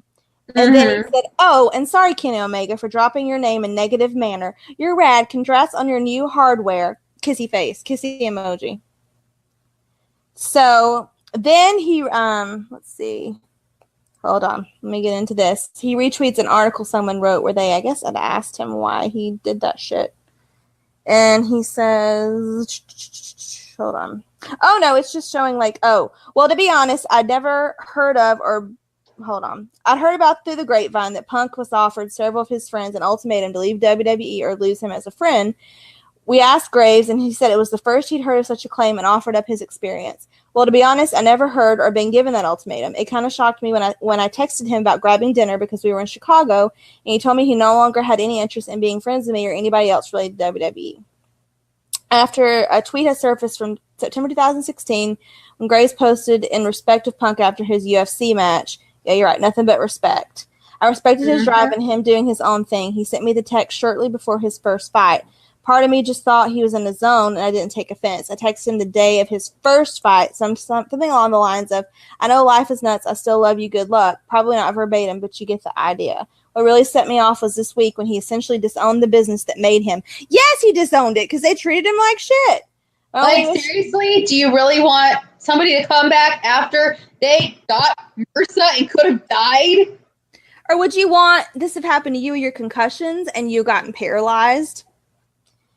My only issue is with him that he turned off people that actually loved and supported him beyond the business. He never wanted anything to do with us, yet continued to present himself as this punk hero. Okay, first of all, he never presented himself as a hero.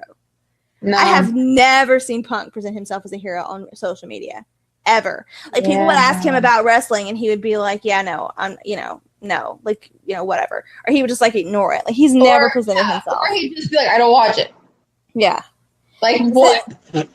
And says, this interviewer asked him for clarification when he was talking about this week, did it have to do with the lawsuit? And he said, dude, this has zero to do with court or testimony or any of the above. Nothing that I tweeted was corporate. I'm simply pissed off that a guy that I look like is a big brother type has turned his back on me and everyone that loved and supported him only because of the name of my paycheck. The name on my paycheck. I'm definitely not the only one. I won't name names, but there is a large group of us to this day that inexplicably lost a solid friend because of where we work. Oh, God. So, he said, hold on. He retweeted that article. Then he went on to say, don't forget, y'all, I actually knew how to fight before I got to TV. Kissy face. I feel like the thing with him is he's going from, like, one extreme of being like, I want to talk to you, I want to forgive you, I want to love you, to I'm going to kick your ass. And I can't kick your ass. Yeah. And no.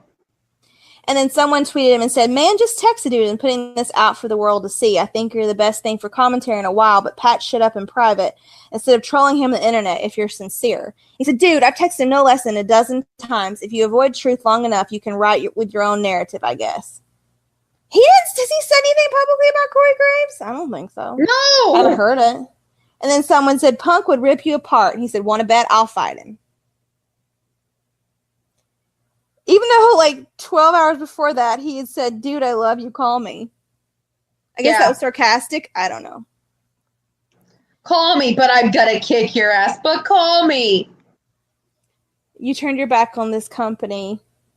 Blah, blah, blah. What the fuck do you think? If he thought it was... Okay, maybe Punk did handle... I don't know what Punk said. Punk's an asshole. Maybe Punk said, sorry, dude, if you work there, I can't talk to you. Legal thing. Sorry.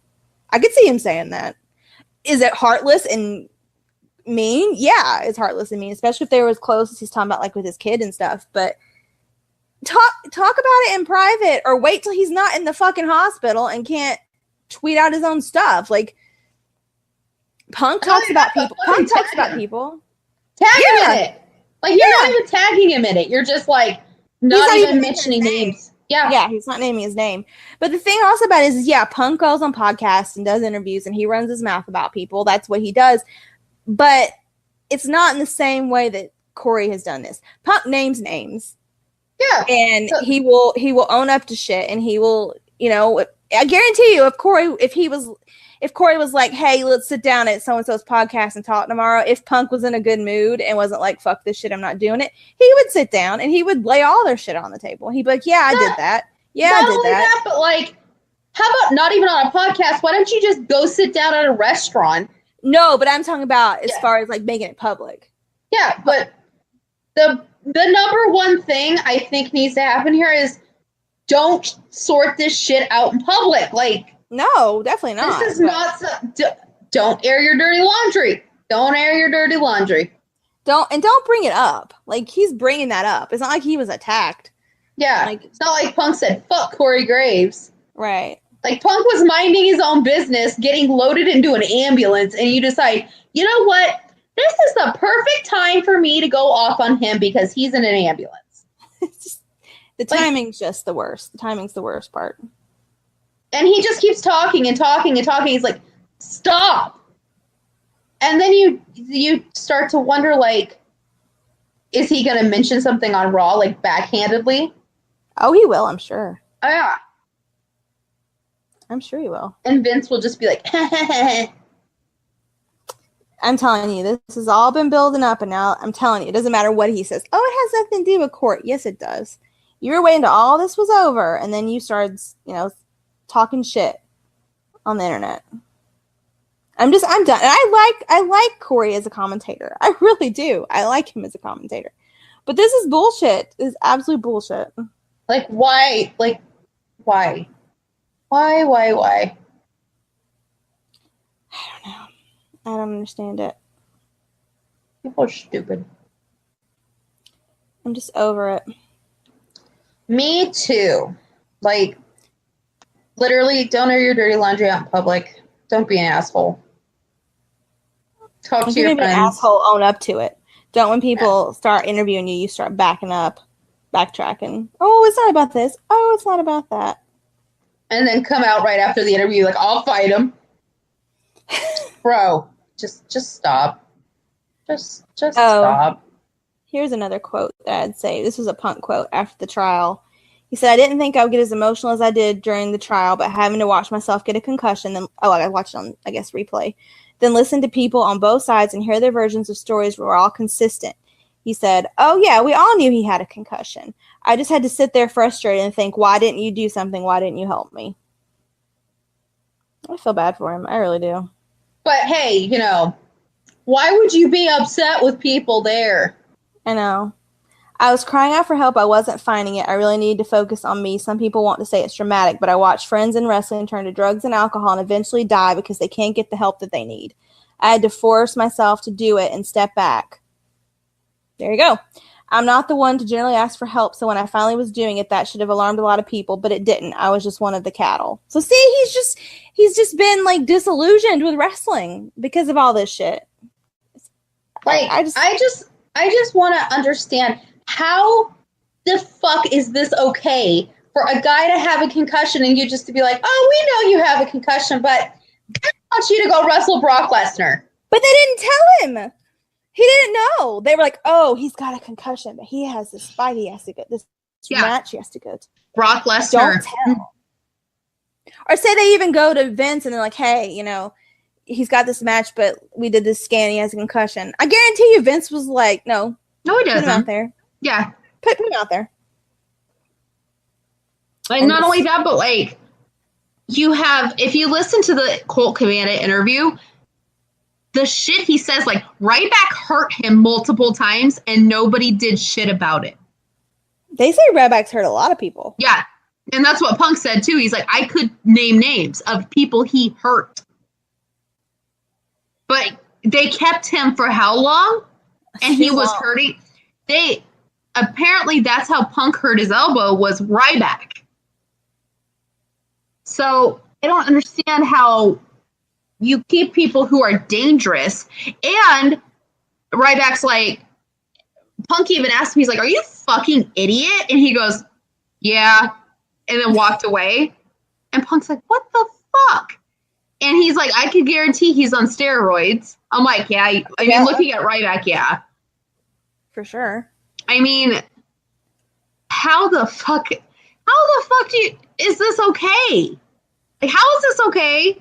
But how is it that these people aren't acknowledging that it's not okay? Like, Corey can get pissed, and I realize he works for the company, so he can't say a whole lot, but other people that are, like, talking shit about him, like, do you not see? Are you not listening to what happened? Like, exactly. Do you not hear that a doctor gave out prescriptions in an envelope after he lanced you in in front of people as a show? Because that's not a HIPAA violation. That's OSHA too. Like that. Yeah. That's a lot of things right there. And that's not what is the oath the doctors take? The Hippocratic Oath or whatever it's called that they take? Yeah, that's totally going against that. Not telling people when they have a fucking concussion. Or, hey, that bump? It looks like a boil. It looks like a boil. No, it's fucking MRSA. I don't know. And then you start to think, what if Punk died from MRSA? Then what? Like, oh well, we'll just throw a tribute show like Owen Hart when he died. Mm-hmm. Because, we decided with Owen Hart that we were going to do the cheap way of harnesses.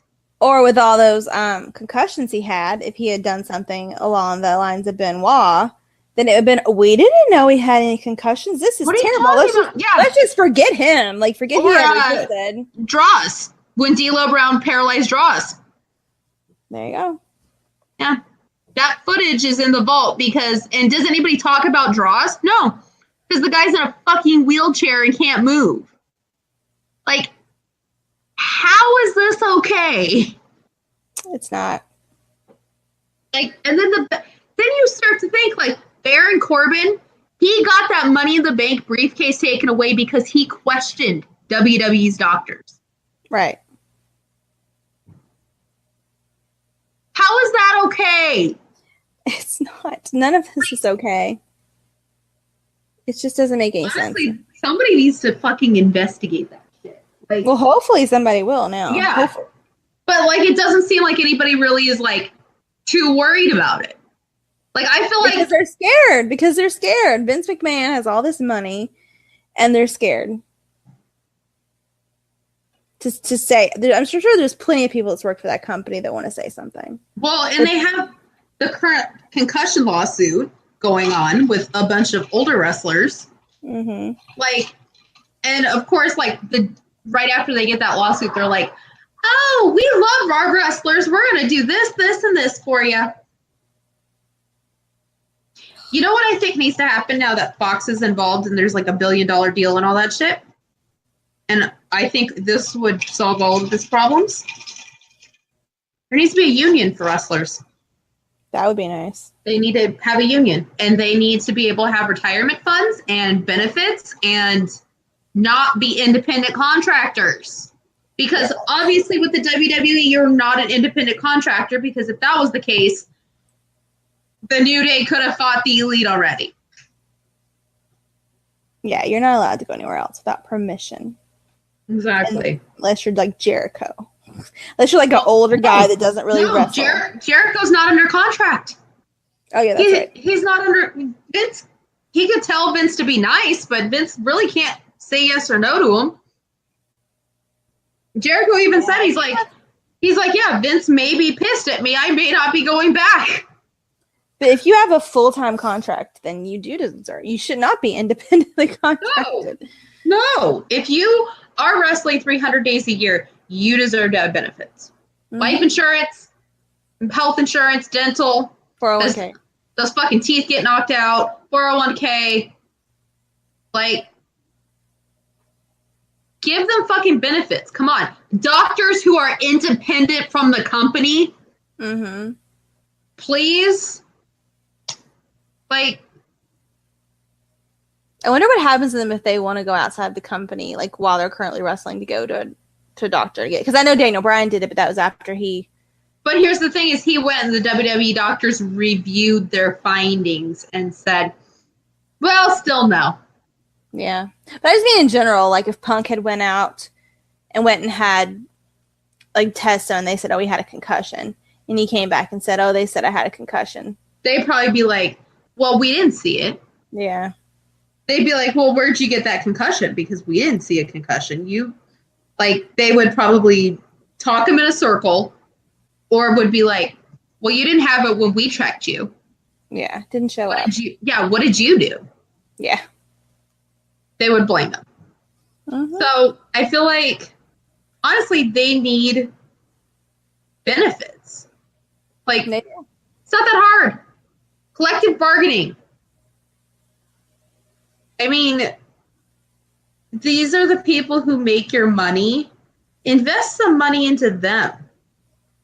Mm-hmm. Like, that's right. Not Brock, not Cena. Sorry, Taker. No. You have to work so many days to get the insurance. Not including when you're hurt. If you're hurt, then obviously, but. All right, let's talk about one more set of people getting screwed over. Because there's a lot of people talking about being screwed over. We have two more, actually. We got this and the one more. But go on. Oh, so this thing was happening on Twitter the last few days. Scott Dawson from The Revival tweeted out, because they got moved back down to NXT, although nobody will say it officially. That's what happened.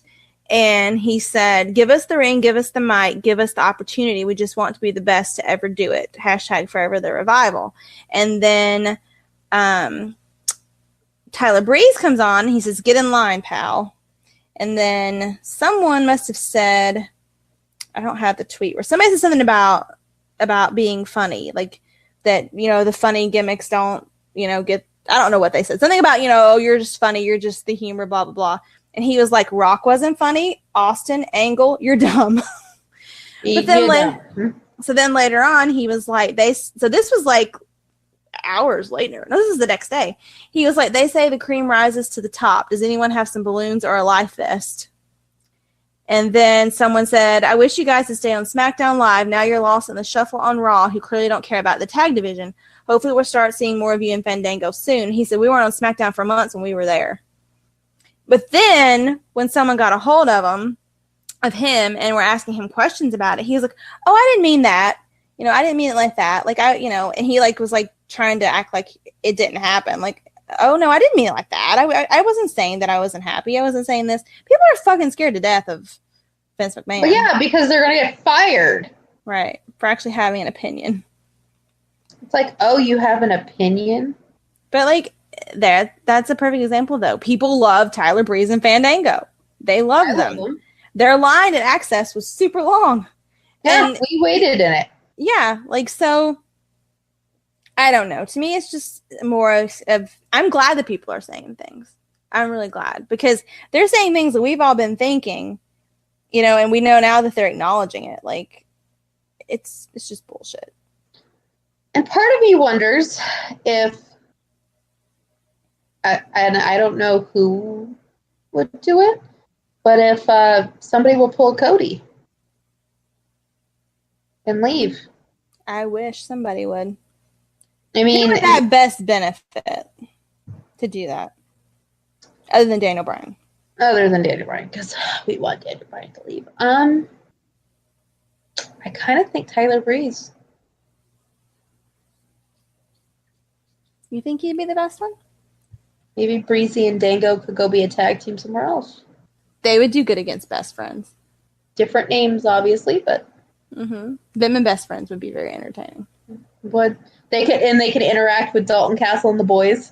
That would be funny. Oh my god, that'd be hilarious, wouldn't it? And who else? Well, Rusev, obviously. Rusev and Aiden. Yeah. Who else would do really good?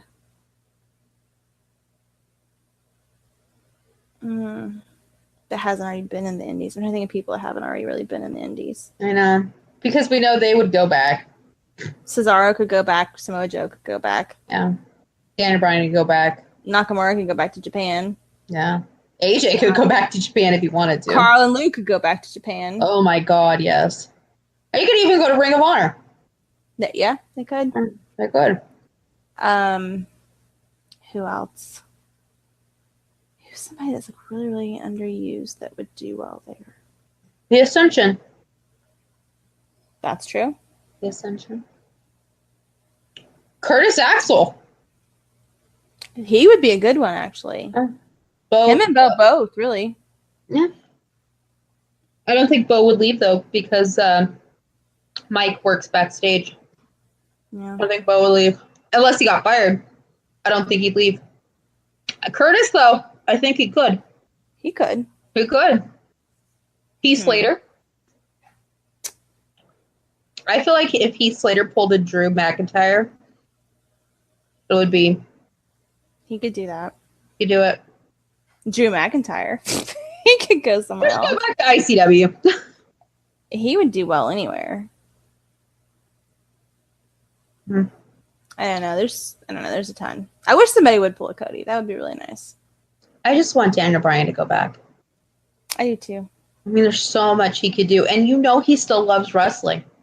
Like the best part, putting up with this stupid Cass shit. No, he wouldn't. I mean, did you see that promo that he did about Cass? Yes. Oh Lord, I love it. The thing that makes me upset is I'm just like, we wanted him back so bad.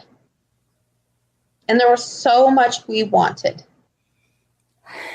Well, the thing about it is they keep saying that they don't want to see. I wanted him in the ladder match. I say it every week. I wanted him in the ladder match, and they're saying now, well, you know, we didn't want him jumping out these ladders, blah blah blah. We want to do, you know, do more testing, and okay, fine. If you don't want him to do it, that's fine. But when you put him in his first rivalry with Big Cass, who it feels like you're wanting Daniel Bryan to push Big Cass when everybody's wanting Daniel Bryan to get a push because he's not wrestled in the company in 3 years. So why are you using him to push somebody else when everybody wants him to be pushed? And you know you would make a shit ton of money. I don't understand. Like, put him in a rivalry with somebody that doesn't need to be pushed like that. I don't get it. Put him in a rivalry with Samoa Joe. Put him in a rivalry with who else is on there that's like mid card? Jeff Hardy. Jeff Hardy would be a good one. Yeah, because they had that match. Yeah. Well, yeah, Orton's hurt, but when he comes back, yeah. But yeah, him and Jeff had a really good match. Like, there's other people he can wrestle and have a rivalry, and if you want him to start lower, send him to NXT.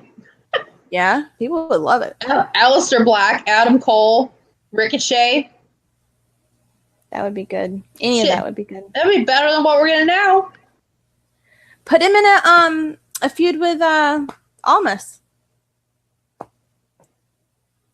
I mean, people that don't watch NXT don't know who he is. If you put Daniel Bryan with him, people would pay attention. Exactly. And Almas knows what he's doing. I feel like that would be more logical than Big Cass. Yeah. Like, all he's doing is he's pushing Big Cass. That is all he's doing. And that is bullshit. Like, I don't understand. I don't understand it either. Like, you knew the entire time you were teetering on losing Daniel Bryan, and you can tell because you capitalized on it at WrestleMania. You can tell how much people love Daniel Bryan. So like, you're gonna walk this line that you're not gonna win because you keep doing this shit. He's definitely gonna leave. Like, I think what they're doing is they're like, we're not going to give you a big feud till you sign that contract. And Daniel Bryan's like, I'm not going to sign the contract until you give me a feud. Exactly. And if they were smart, they would do that. He doesn't need to go for the title. If you don't want to go for the title, that's fine. But give him a opponent that is a worthy opponent, like that he can actually do something with. Put him with The Miz already. Yeah, give him a long program with The Miz. But they don't do that yet. Why is this so difficult? I don't know. I don't know why they don't want to do it yet. I love how they're like, oh, we don't want to do it yet. We don't want to do it yet. He's gonna fucking leave. I like that fucking teasing it in the very beginning. Yeah. Pissed me off so bad. And you know that The Miz and him both are like chomping the bit to do it, that they want to do it. Shit, put him against Sheamus and Cesaro. Yeah. That would be good. Try to force him to be a team like they did Sheamus and Cesaro. Try to force him to be a team. Not only that, not just with him. Put him and Samoa Joe. As a team? As a team. Against Sheamus and Cesaro. I would like that. Or him and Jeff as a team would be pretty cool. Yeah, him and Jeff. Fuck, like, it's not that hard. No. That hard. I don't know. I just don't like it. It's not that hard. It's stupid. It's so stupid. Like, I just think it's the dumbest thing in the world where they're like, well, Daniel Bryan's not going to sign a contract. No shit. I wouldn't. No, not if I'm getting Big Cass. No. Yeah. When I could go be all in. No. No. I'm going to go be all in now. Bye. It's ridiculous. I'd be on the phone. Hey, Cody, do you got a spot? And Cody'd be like, yeah. Come on over, buddy. Yep. Like, literally, Ring of Honor would take him back without question. Oh, yeah. They would take a lot of these guys back. Yeah. You want to come back? Okay. Mm-hmm. Come on home. Come home. Yep. Like, Joe Koff even said it. Come home. Come back. Well, we have our eye out on talent. Come on. Like, they'll take them back. Mm-hmm. Not only that, go to New Japan. Daniel Bryan has even said he wants to go to New Japan. He wants to fight Will Ospreay. He wants to fight Kenny. Like, but you know what part of me thinks? He'll stay just because Brie in that stupid show. That'd be really sad. I would be.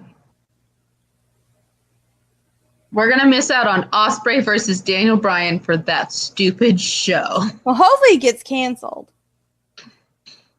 I'm not watching it. I don't watch it at all. I watch Total Divas when it's recorded. Because let me tell you, that Rusev is one funny guy. Gosh, I don't know. That and Paige is hilarious too. When she wasn't with Alberto Del Rio. And Dean was funny too. Dean was a good boyfriend, husband now. Mm-hmm. So, should we do our final screwed over discussion? Sure. I have one other thing, but it's not a screw over. So Okay. yeah, go ahead. Bobby Roode. Oh, God. What the fuck happened? Oh my God. Literally, it is the saddest thing in the world because people are like, oh, Braun was in a squash match with Bobby Roode. I'm like, turn him heel. Do something. Did you see where somebody tweeted James Storm about it? Yes. And he was like, it would be some glorious beer money and Exactly. merch money. Well, and James Storm wants to come to the WWE, but they keep saying no. Well, they already let him show up at NXT. Yeah, but then they were like, oh, it was a one-off. I suppose he doesn't have the look. Is that the thing? I think he's cute. I think he's cute. I don't see him not having the look compared to lots of people in WWE. I'm like, seriously, the look. Have you seen Brock? He looks like a foot. What about the Ascension? There, no offense, but they're not attractive whatsoever. They're not attractive. And they keep popping up, and They keep showing up. and Not I don't only know. that, like, John Cena's not that attractive. no, but women love him. Yeah. But women love Roman Reigns, and I don't think Roman Reigns is attractive. I had this discussion with, remember our buddy from, I always mention him, the buddy from when we were in Arizona, Yeah. Garrett.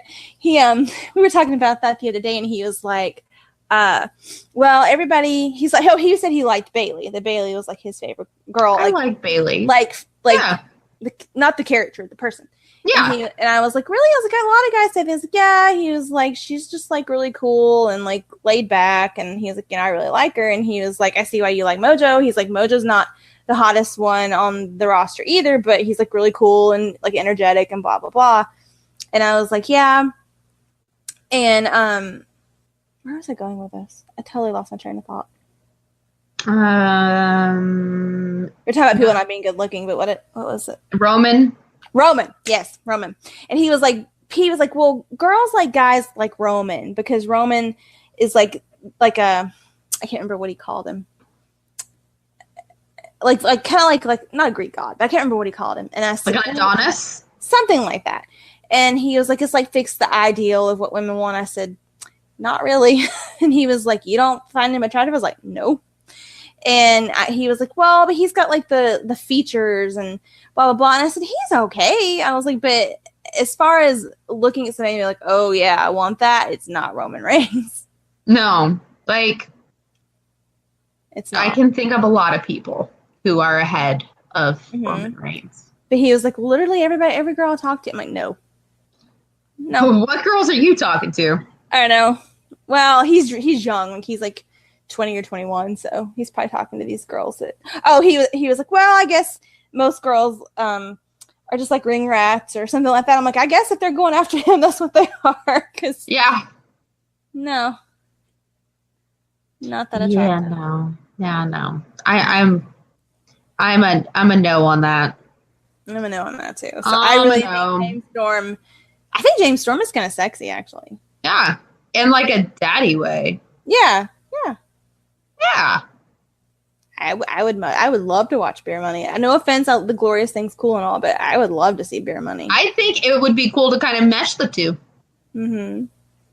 Like you could have like Bobby coming out in like the robe and everything, and then here's James over there like drinking his beer. Exactly. It'd be hilarious. Like People would love that. Yeah, not only that, but make them heels. Yeah. Make them heels. But funny, like Rusev. Yeah. And like Bobby could be the more like eloquent one, and then James is sitting over like, yeah, fuck you. Yeah, Bobby's like, you know, what you did, I just don't respect you. I don't condone that behavior. Yeah. He's like, fuck off. Yeah. In the PG way. Yeah, I would love that. Yeah. Like, come on. We can't have nice things. If we're gonna go on the same route of getting screwed over, Sami Zayn is getting screwed over. Poor Sammy, wow. And Lashley for that matter, but Zayn in particular. Poor Sammy, wow. It is poor Sammy. Like, what the fuck? Like, I don't even understand who sat around and thought, okay, they said, okay, we want you to do a feud with Sammy and Lashley. Who sat around and thought up this story? First of all, it doesn't make any sense for them to feud. It doesn't make any sense. And second of all, the whole thing has been a clusterfuck.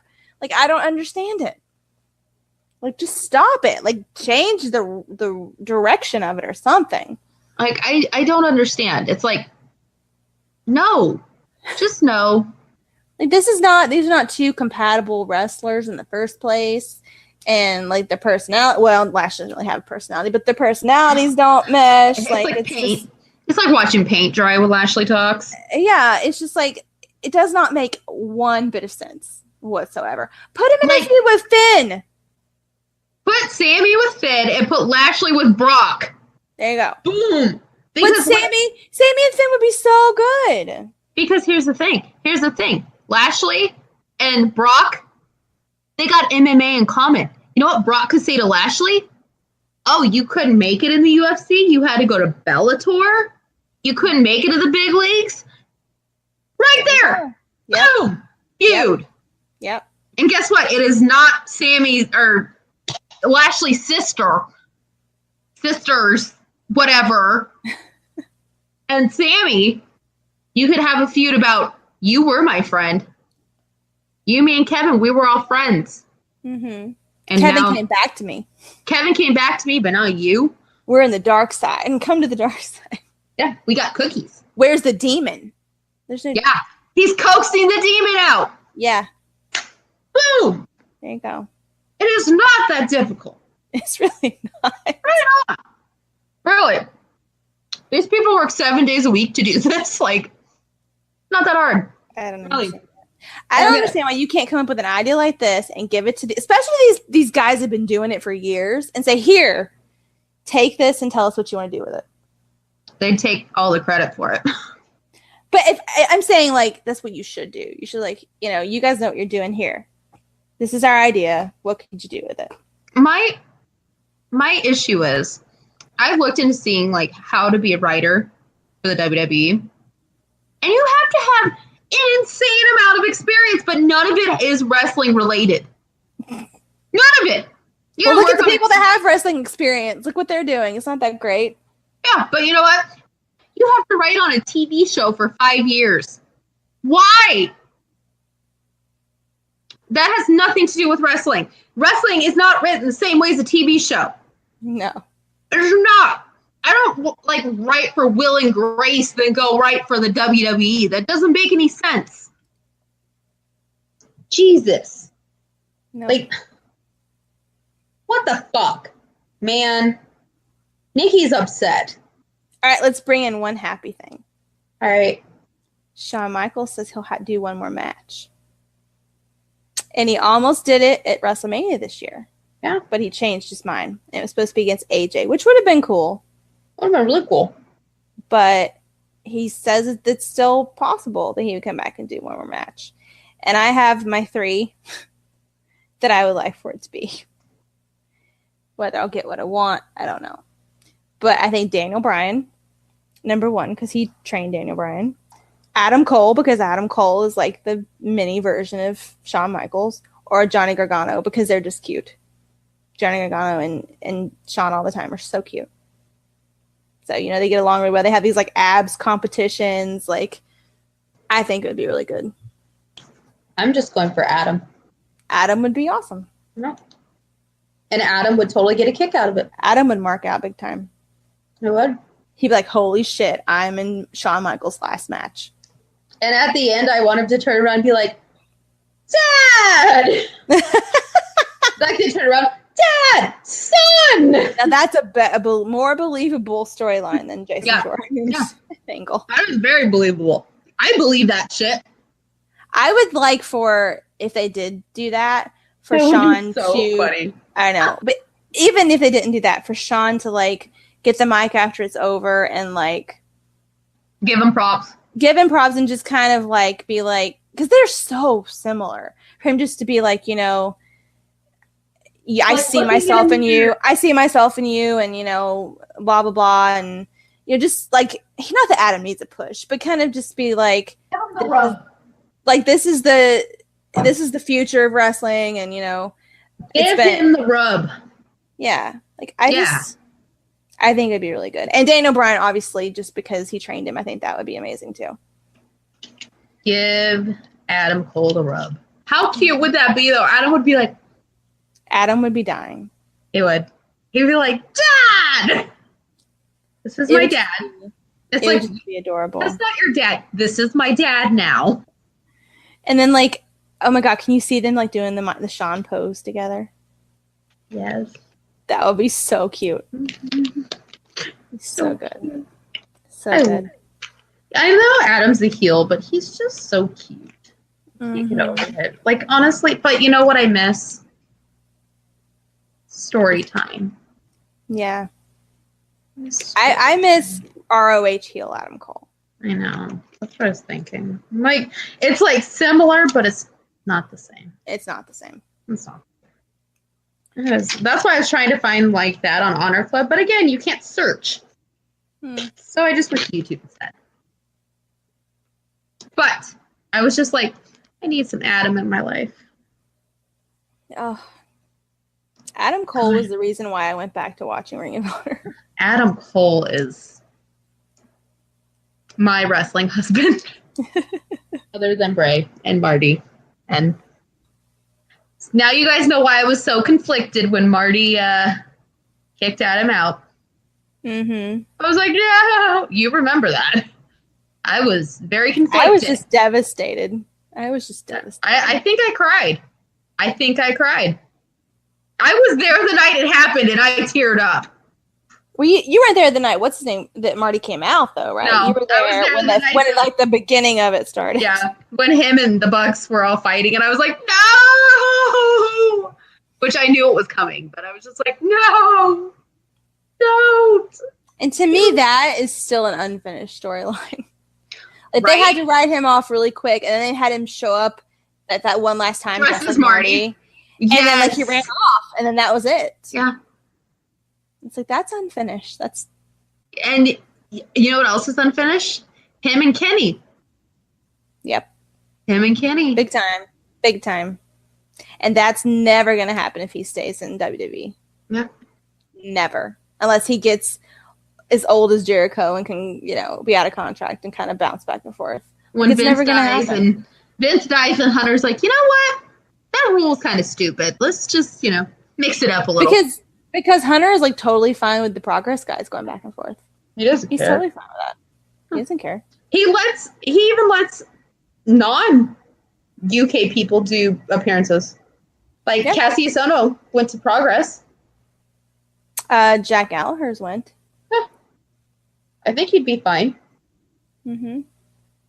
He would be just fine. Oh my God, how cool would that be though?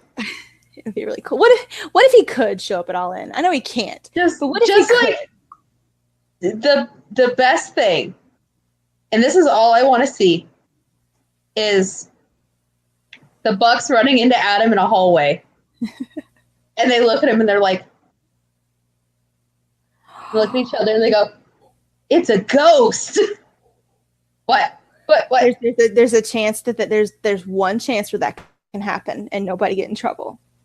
Where? When they go against the New Day. And Adam shows up? Yes! Oh. What if that would be, That would be good. I don't think it would happen, but I wish. It's a possibility. It's possible. Like, it's not like it's against the rules. Well, they're going against the New Day at a video game thing.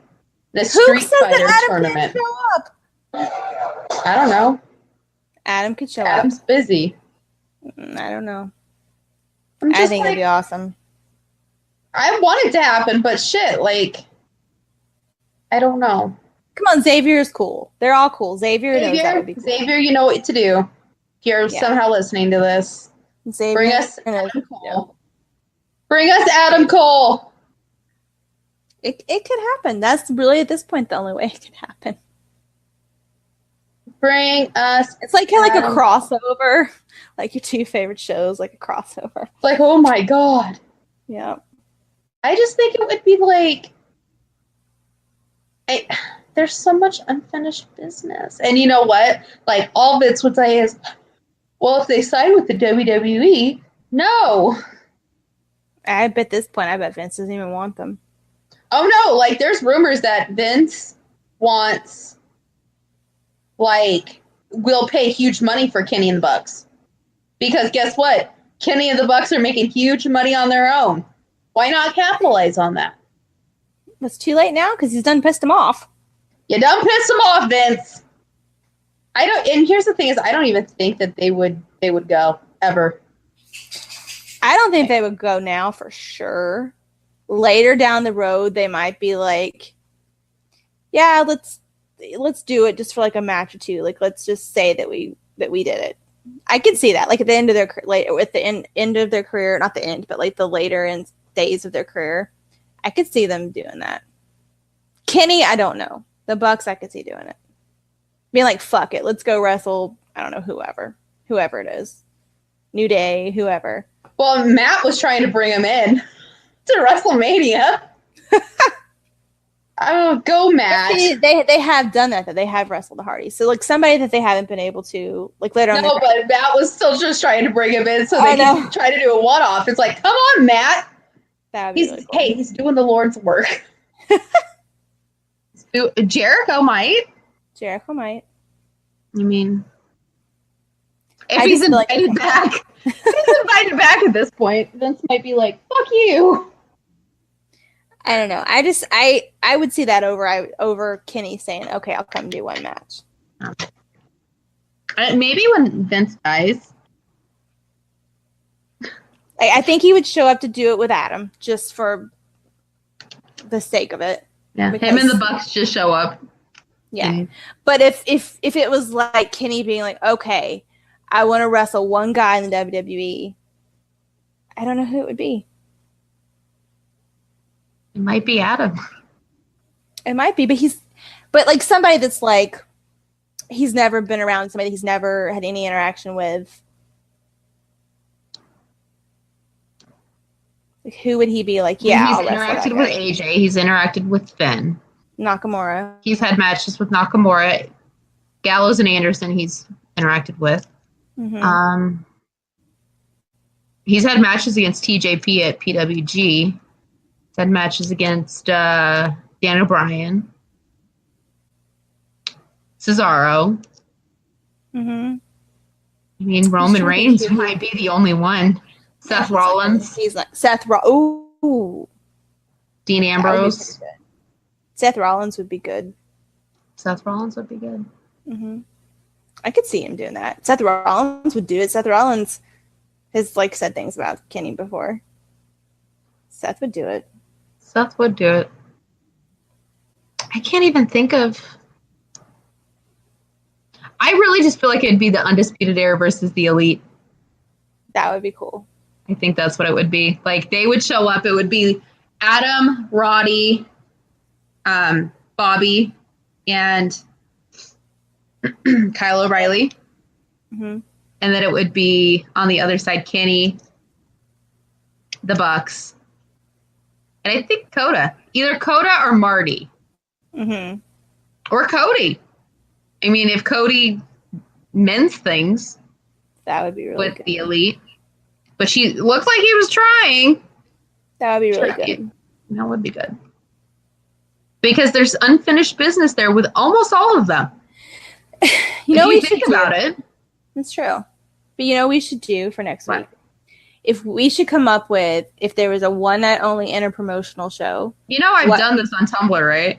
Yeah, Somebody I know. asked me if there was a weekend event of an interpromotional, like if take for example, like WrestleMania and Supercard.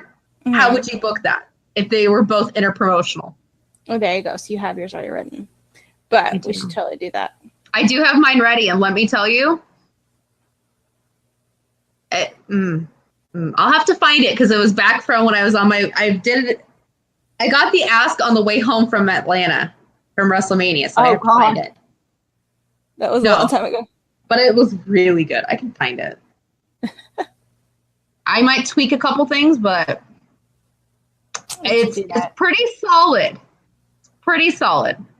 We should hold do on. that.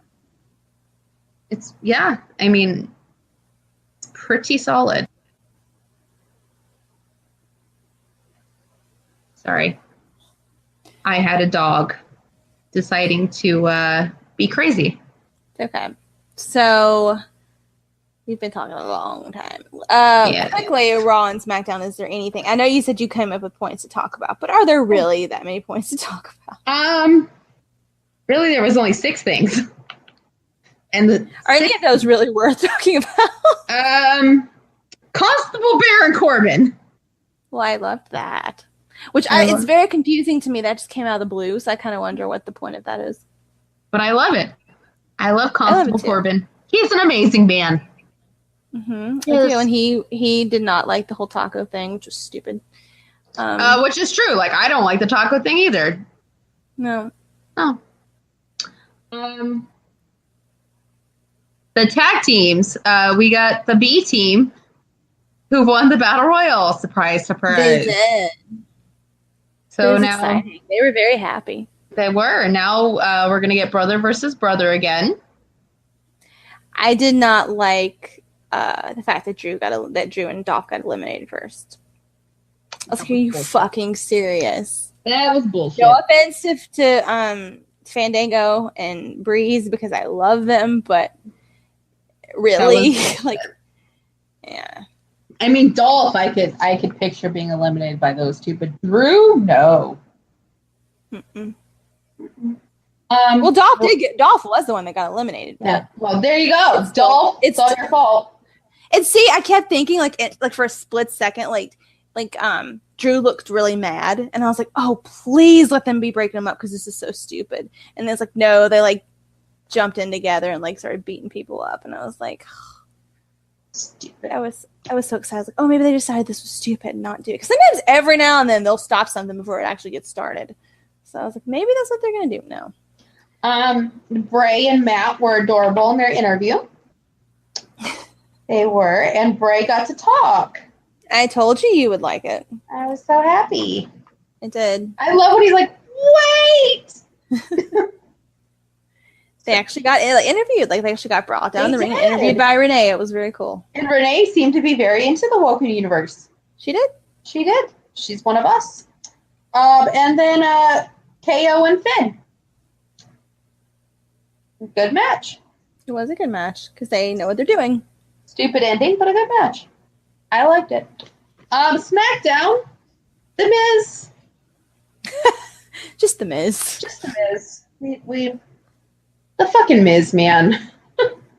Like, yeah, he's starting to be the only good part of that goddamn show. It's sad because now he's like having to carry it. It's Yeah. sad because AJ and Shinsuke could carry it. They're just not letting them.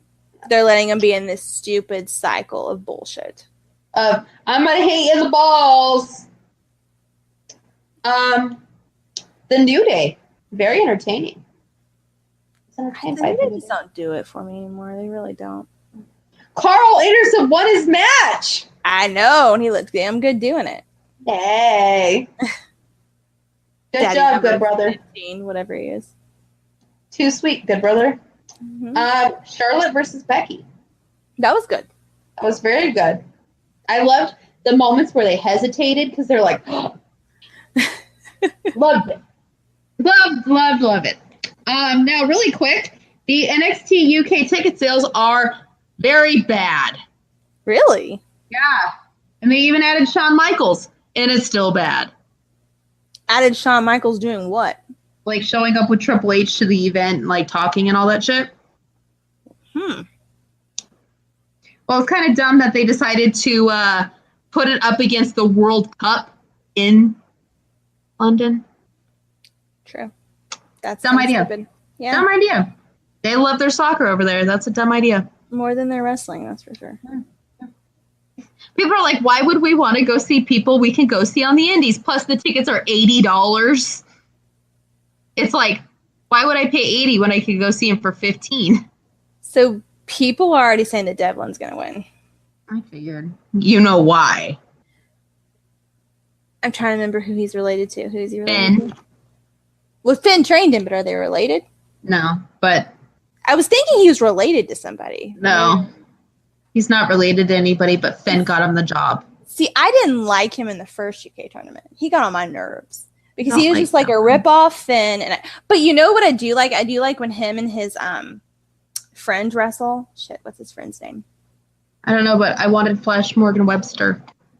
What's his friend's name? His friend is Jewish, and they make a playoff on like David the best Starr. Yeah, David Starr, and they're like, and they're talking about Devlin, and they'll say the best wrestler in the world and the best friend of the best wrestler in the world, and they're talking about David Starr, and they do this the whole thing like the so and so and the Jew. I don't remember what they call him, the Jewish something, and like it's just and like they came out the other day to what song was it? They came out to some like love song, and they were holding hands, and it was so they're cute. He's cute when he's doing that. It's funny. But like by himself, you'd never do that. no. But it was I can't remember what song it was, but they were just standing there holding hands, and like the spotlight hit them, and they were just like grinning at each other. It was so funny. It was like the best friends, only cuter. Yeah. Flash Morgan Webster, the mod father. You know what to do. New Day versus the Elite are going to be at the E3 gaming tournament. Yay! Street Fighter. We'll see what happens there. According to Brie, Bella, Cena, and Nikki are not back together. Brie doesn't lie. Brie does not lie. Brie is a good girl. Brie loves her sister. Mm-hmm. Mm-hmm. And SmackDown had the lowest ratings in a year. Is anybody surprised? No, Not really. because they're burying everybody that's important. Sorry, Miz, you're going to have to keep holding that show on your back. And you know what? He gave The a... house that AJ Styles built, but at this point, it's like the house that The Miz is going to have to like refurbish. Yeah, restore. The Miz is going to have to remodel this house. And like, he did an interview on Busted Open, and let me tell you, I love The Miz even more now. He literally is like, I'm busting my butt every day so I can carry this company. He's like, is it a surprise that after I get traded to SmackDown, there's $1 billion deal? And I was just like, you know, even if this is a work, I am buying into everything he is saying. Oh, he means it. Like, Yeah. I liked, okay, when he was on Real World, I did not like him because he was so naive. But by the end of it, he was okay. And then when he was on the challenges, I liked him. And then when he went into Miz mode on that challenge that time, where he acted all crazy as hell. Did you see that one? Mm-hmm. Like he like literally became like the Miz to like the extreme, and he was like throwing shit and like literally it was like he was in some kind of like psychosis or something. It was very weird. And he was like, I'm the Miz, like I'm not Mike anymore, blah blah. Like, and then at that point I was like, he's fucking crazy. I don't like him. And then when they first brought him on, I was like, yeah, I don't like him. I cannot believe they actually, let him win Tough Enough, and I can't believe he's actually here. This is so fucking stupid. But now he's awesome. Awesome. I love him. I feel like he's grown up a lot. Like, Oh yeah. before, like when he said like the moment when in the interview, they're like, what is the moment where you decide like you have to work twice as hard as everybody else and bust your ass and all this? And he literally said, he's like, when I got kicked out of that locker room and I'm changing in a public bathroom and some kid is looking over, he's like, hey, isn't that the Miz? And he's like, I felt so embarrassed that I knew I wasn't going to do that again. I'm like, I forgot. Why did he get kicked out of the locker room? Because he was eating chicken on top of somebody's bag, and they were like, "That's disrespectful." Oh yeah, that's right. Yeah. Poor Miz. But now he's like one of the best talkers in the game. Oh, he Like, is. and he's not afraid to tell the truth. No. He I feel tells like- the truth. I feel like Miz TV should be a 1-hour show on the network I would watch it. where he just But sits there. He could end up getting fired though because he would run everybody down. He'd be like, you know what? You want to hear some bullshit? Here we go. Wow. I would love to listen to it though. Oh yeah, the fans would. Whenever he retires, he needs to start a YouTube channel if it's still around. He needs to write and a just like, tell-all. and but he needs to actually like speak, like where you can hear him, and he just needs to like make all these videos and stuff about everybody. It's like He's like, the honest truth about everybody. Chapter 1, AJ Styles. How many chapters are there in this book? How many superstars were in my tenure? Chapter 2, Daniel Bryan. Chapter 3, Daniel Bryan continued. I would read it. I would read it. I'd listen to it. Hmm I'd buy in. I would love for him to actually say it. I would watch him all day. I would. I'd be like, hey. Hmm Telling you, the Miz is carrying this shit on his back. I feel bad. It is. 'Cause it seems like when there's like a lull and they don't have anything to do, they're like they stick him out there because they know he'll keep people interested. And like everybody's like, the Miz is the most hated man. No, he's not. No, he used to be. I used to Yeah. hate his guts. He was one of those. I hate him. I don't love to hate him. I hate him. People for me. Yeah. And like the commentators are still on that train though. They're like, everybody hates the Miz. People are cheering for him. I don't think so. Mm-hmm. I don't think so. Plus he goes after Roman Reigns and tells the truth.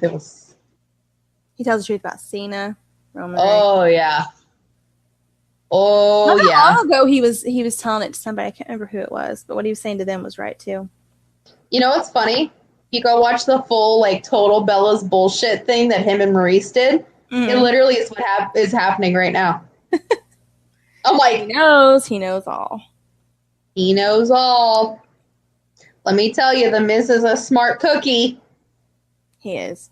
He's a lot smarter than I used to think he was. Plus, he's got an adorable little girl. Mm-hmm. Like, she is fucking adorable. And she looks just like him. With a beautiful name. I love that name. Little Monroe. She's so cute. Now, in all honesty, it does sound like a porn star name, but I love it. So does Freddie Moon, but... Well, yeah, but... Oh, that sounds like a male porn star. Okay, well, really, her name's Frederica Moon, so... But Monroe Sky... Monroe Sky kind of reminds me of Velvet Sky. And Velvet Sky sounds like a porn star name, even though she's not. And Velvet Sky's badass. She is. I'd hang out with Velvet Sky. She's married to Bubba Ray Dudley. I know. It took me a while to get used to her when she changed her look, though, because I was like, but she looks really good. She looks really good now. I saw a picture of her at Bully posted a picture of her at some Comic-Con thing with him. Mm-hmm. She looks really good. She's pretty. Really pretty. Bully, you're a lucky man. I remember when we used to watch TNA, she was always Michael's favorite. He loved her. So, and she was always a good wrestler too. But what was her group with what's her face? What's the other girl's name that she was like best friends with? It was Velvet and The Beautiful People. yes.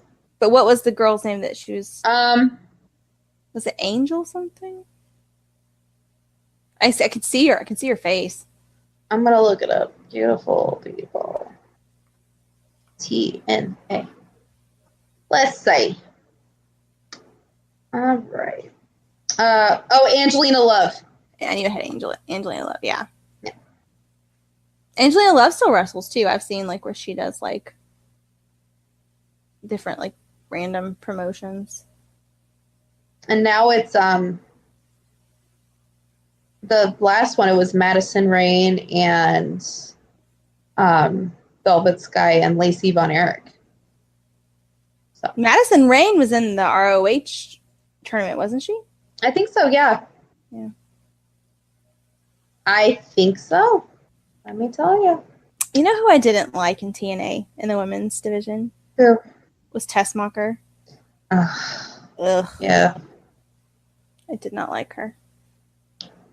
And Alvin Wonder. Which I was just like, why? Why? Why? Because she was in a costume. You a fantasy costume. Yeah, but you just sit there. It's just say why. Just why? Why? But you know who I loved and in TNA, obviously. I mean, it's pretty obvious who my favorite in TNA was. Just a little bit. Well, a little obvious. Yeah. Just a wee bit. You know. Yeah. A little she was badass, a little broken. Though. Yeah, well, even before then, Rebby was badass. When she was with Mox. Well, that was in I know, but I'm saying she was badass when she was in Mox. But even before, like when she was in TNA by herself, pretty cool. And then when Matt was doing his like iconic gimmick and she was there and Maxwell was a baby and she like faked throwing the baby and Jeff was like freaking out. That was great. It was great. Anyway, we got off topic because who watches TNA anymore? I don't. I stopped watching when Fuck That Owl happened. I stopped watching before that. That's why I don't know anything about hardly anything about the Broken Universe. And she has yet to watch it, guys. I have yet to. It's on my list. Oh, God. Apparently, Finn Balor has rubbed peanut butter on himself. Oh, my God. This is getting fucking stupid. I'm sorry. Where the first time was hot. The first time was hot. The rest of it is just getting ridiculous at this point. Now you just want attention. Exactly. That's exactly what it is. Where? Why do you even want to see it? Is that like to make you want to lick it off of his abs? Is that what the point of it is? I'm curious. Like, is he using abs, a butter knife? His abs are so defined, like you would never be able to get it out of there. I love how I'm sitting here. I'm like, I don't want to see it for that. I just want to see like the application. Like how.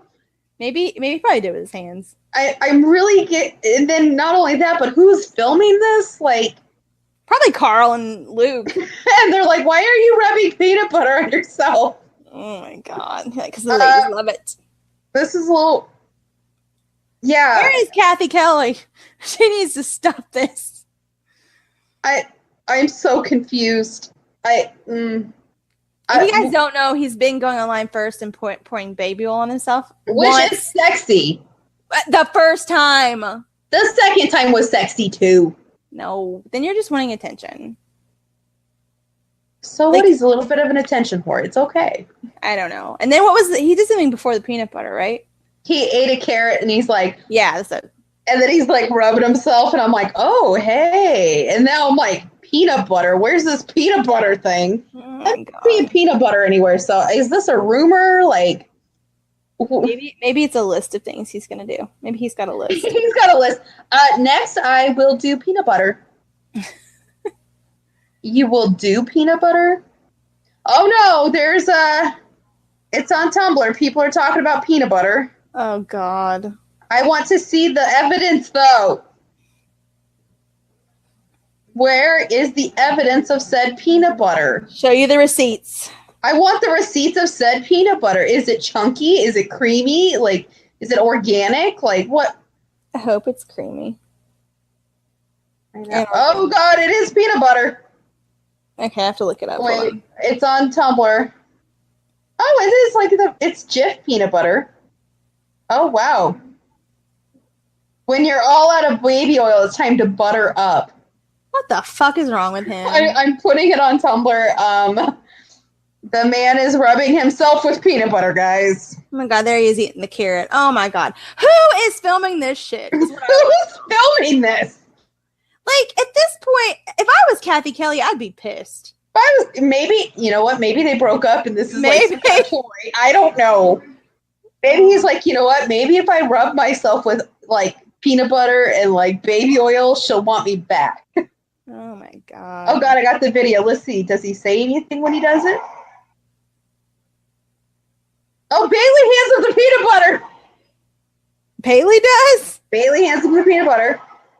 And he's licking the spoon with the peanut butter. It's a spoon. And he rubs it on his boobs. His man boobs. Are you is it on your page? I just reblogged it, yes. Okay. My lord. Let's see. Okay, let's watch this shit. When you're all out of baby oil, time to butter up. Oh, good God. And it's on the WWE's Instagram.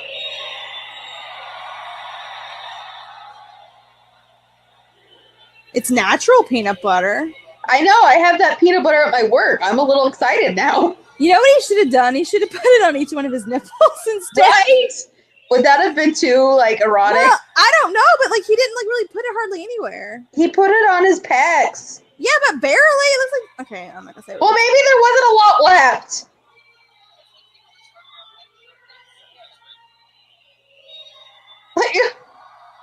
Oh, my God. Oh, that tongue went out. Okay, I'm done. I'm done. Oh, my God. The little shitting grin on his face, too. Okay, I'm done. All right. So go look that up. Well, we're going to go die now. Yeah. Jen, you want to go write Magic Mike? I know. Peanut butter? I need to listen to my Hey, you know what you could listen to? RuPaul's song, Peanut Butter. No, thank you. I will listen to Chains. Thank you very much. Oh, God. That was on the radio But the other you day. know what I should do? I should totally What? write the baby oil part into it. Because you know the reader's best friend is getting with Finn, right? Yes. Yes. I agree. She's not the one getting the lap dance from Finn, though. That's okay. That's okay with me. Everybody's like, okay, so in the girl gang chat, everybody's like, what the fuck is happening? Oh my God. It's There's a meltdown, guys. All caps letters are being used. He knows what he's doing. There's a lot of men getting laid tonight because of Finn Balor. Men, you should thank that man there. Me, personally, I don't have a man in my life, so I'm just going to sit here and eat peanut butter, probably. Just be like, well, I'm alone. Oh my God. Yeah, I'm going to FaceTime Jennifer while eating peanut butter. I'm just like, the fuck? Get you some carrots, too. Dip them in the peanut butter.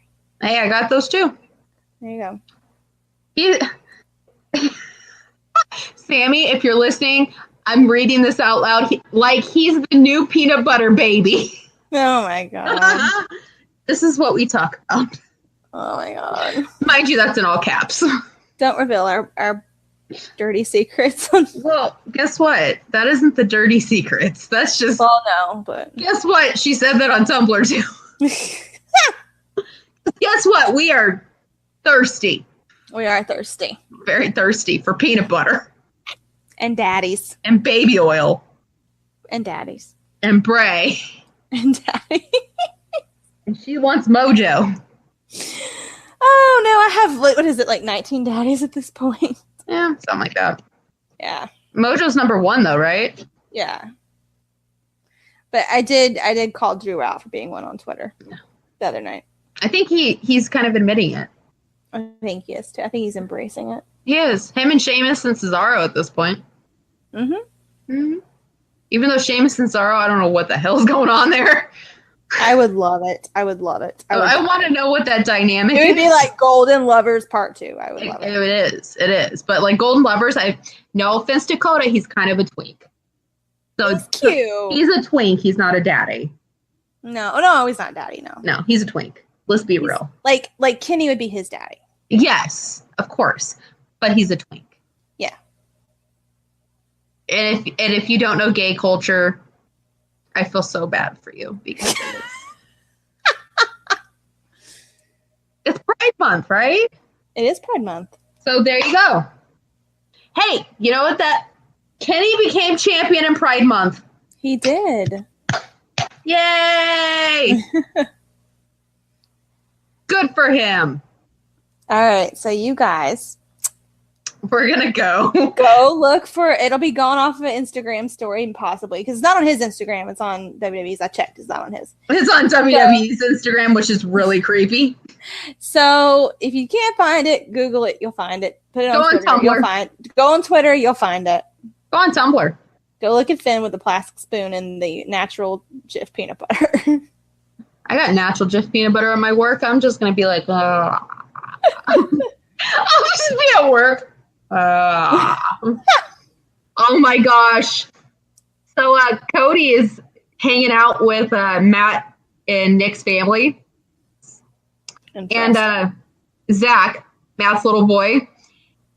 Cody's like, we're gonna take a picture. And he's holding Zach, and Zach's looking at him like, do I trust you?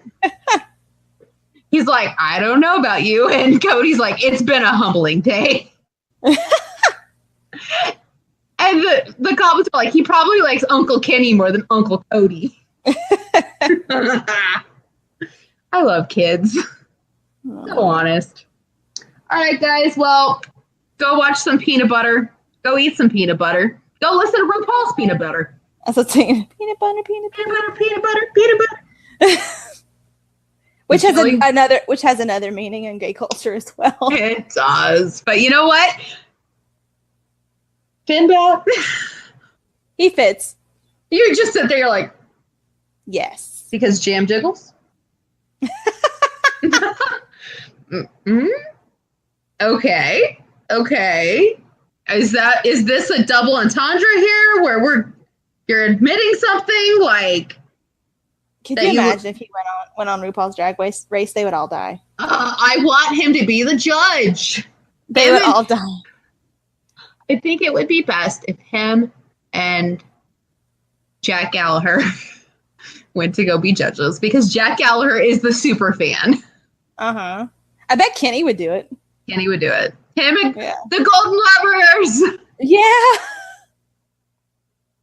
The Golden Lovers. Oh my god. Oh my god. And the Young Bucks. They could be the guest judges. New Day would totally do it. Oh, New Day would totally do it. The WWE world.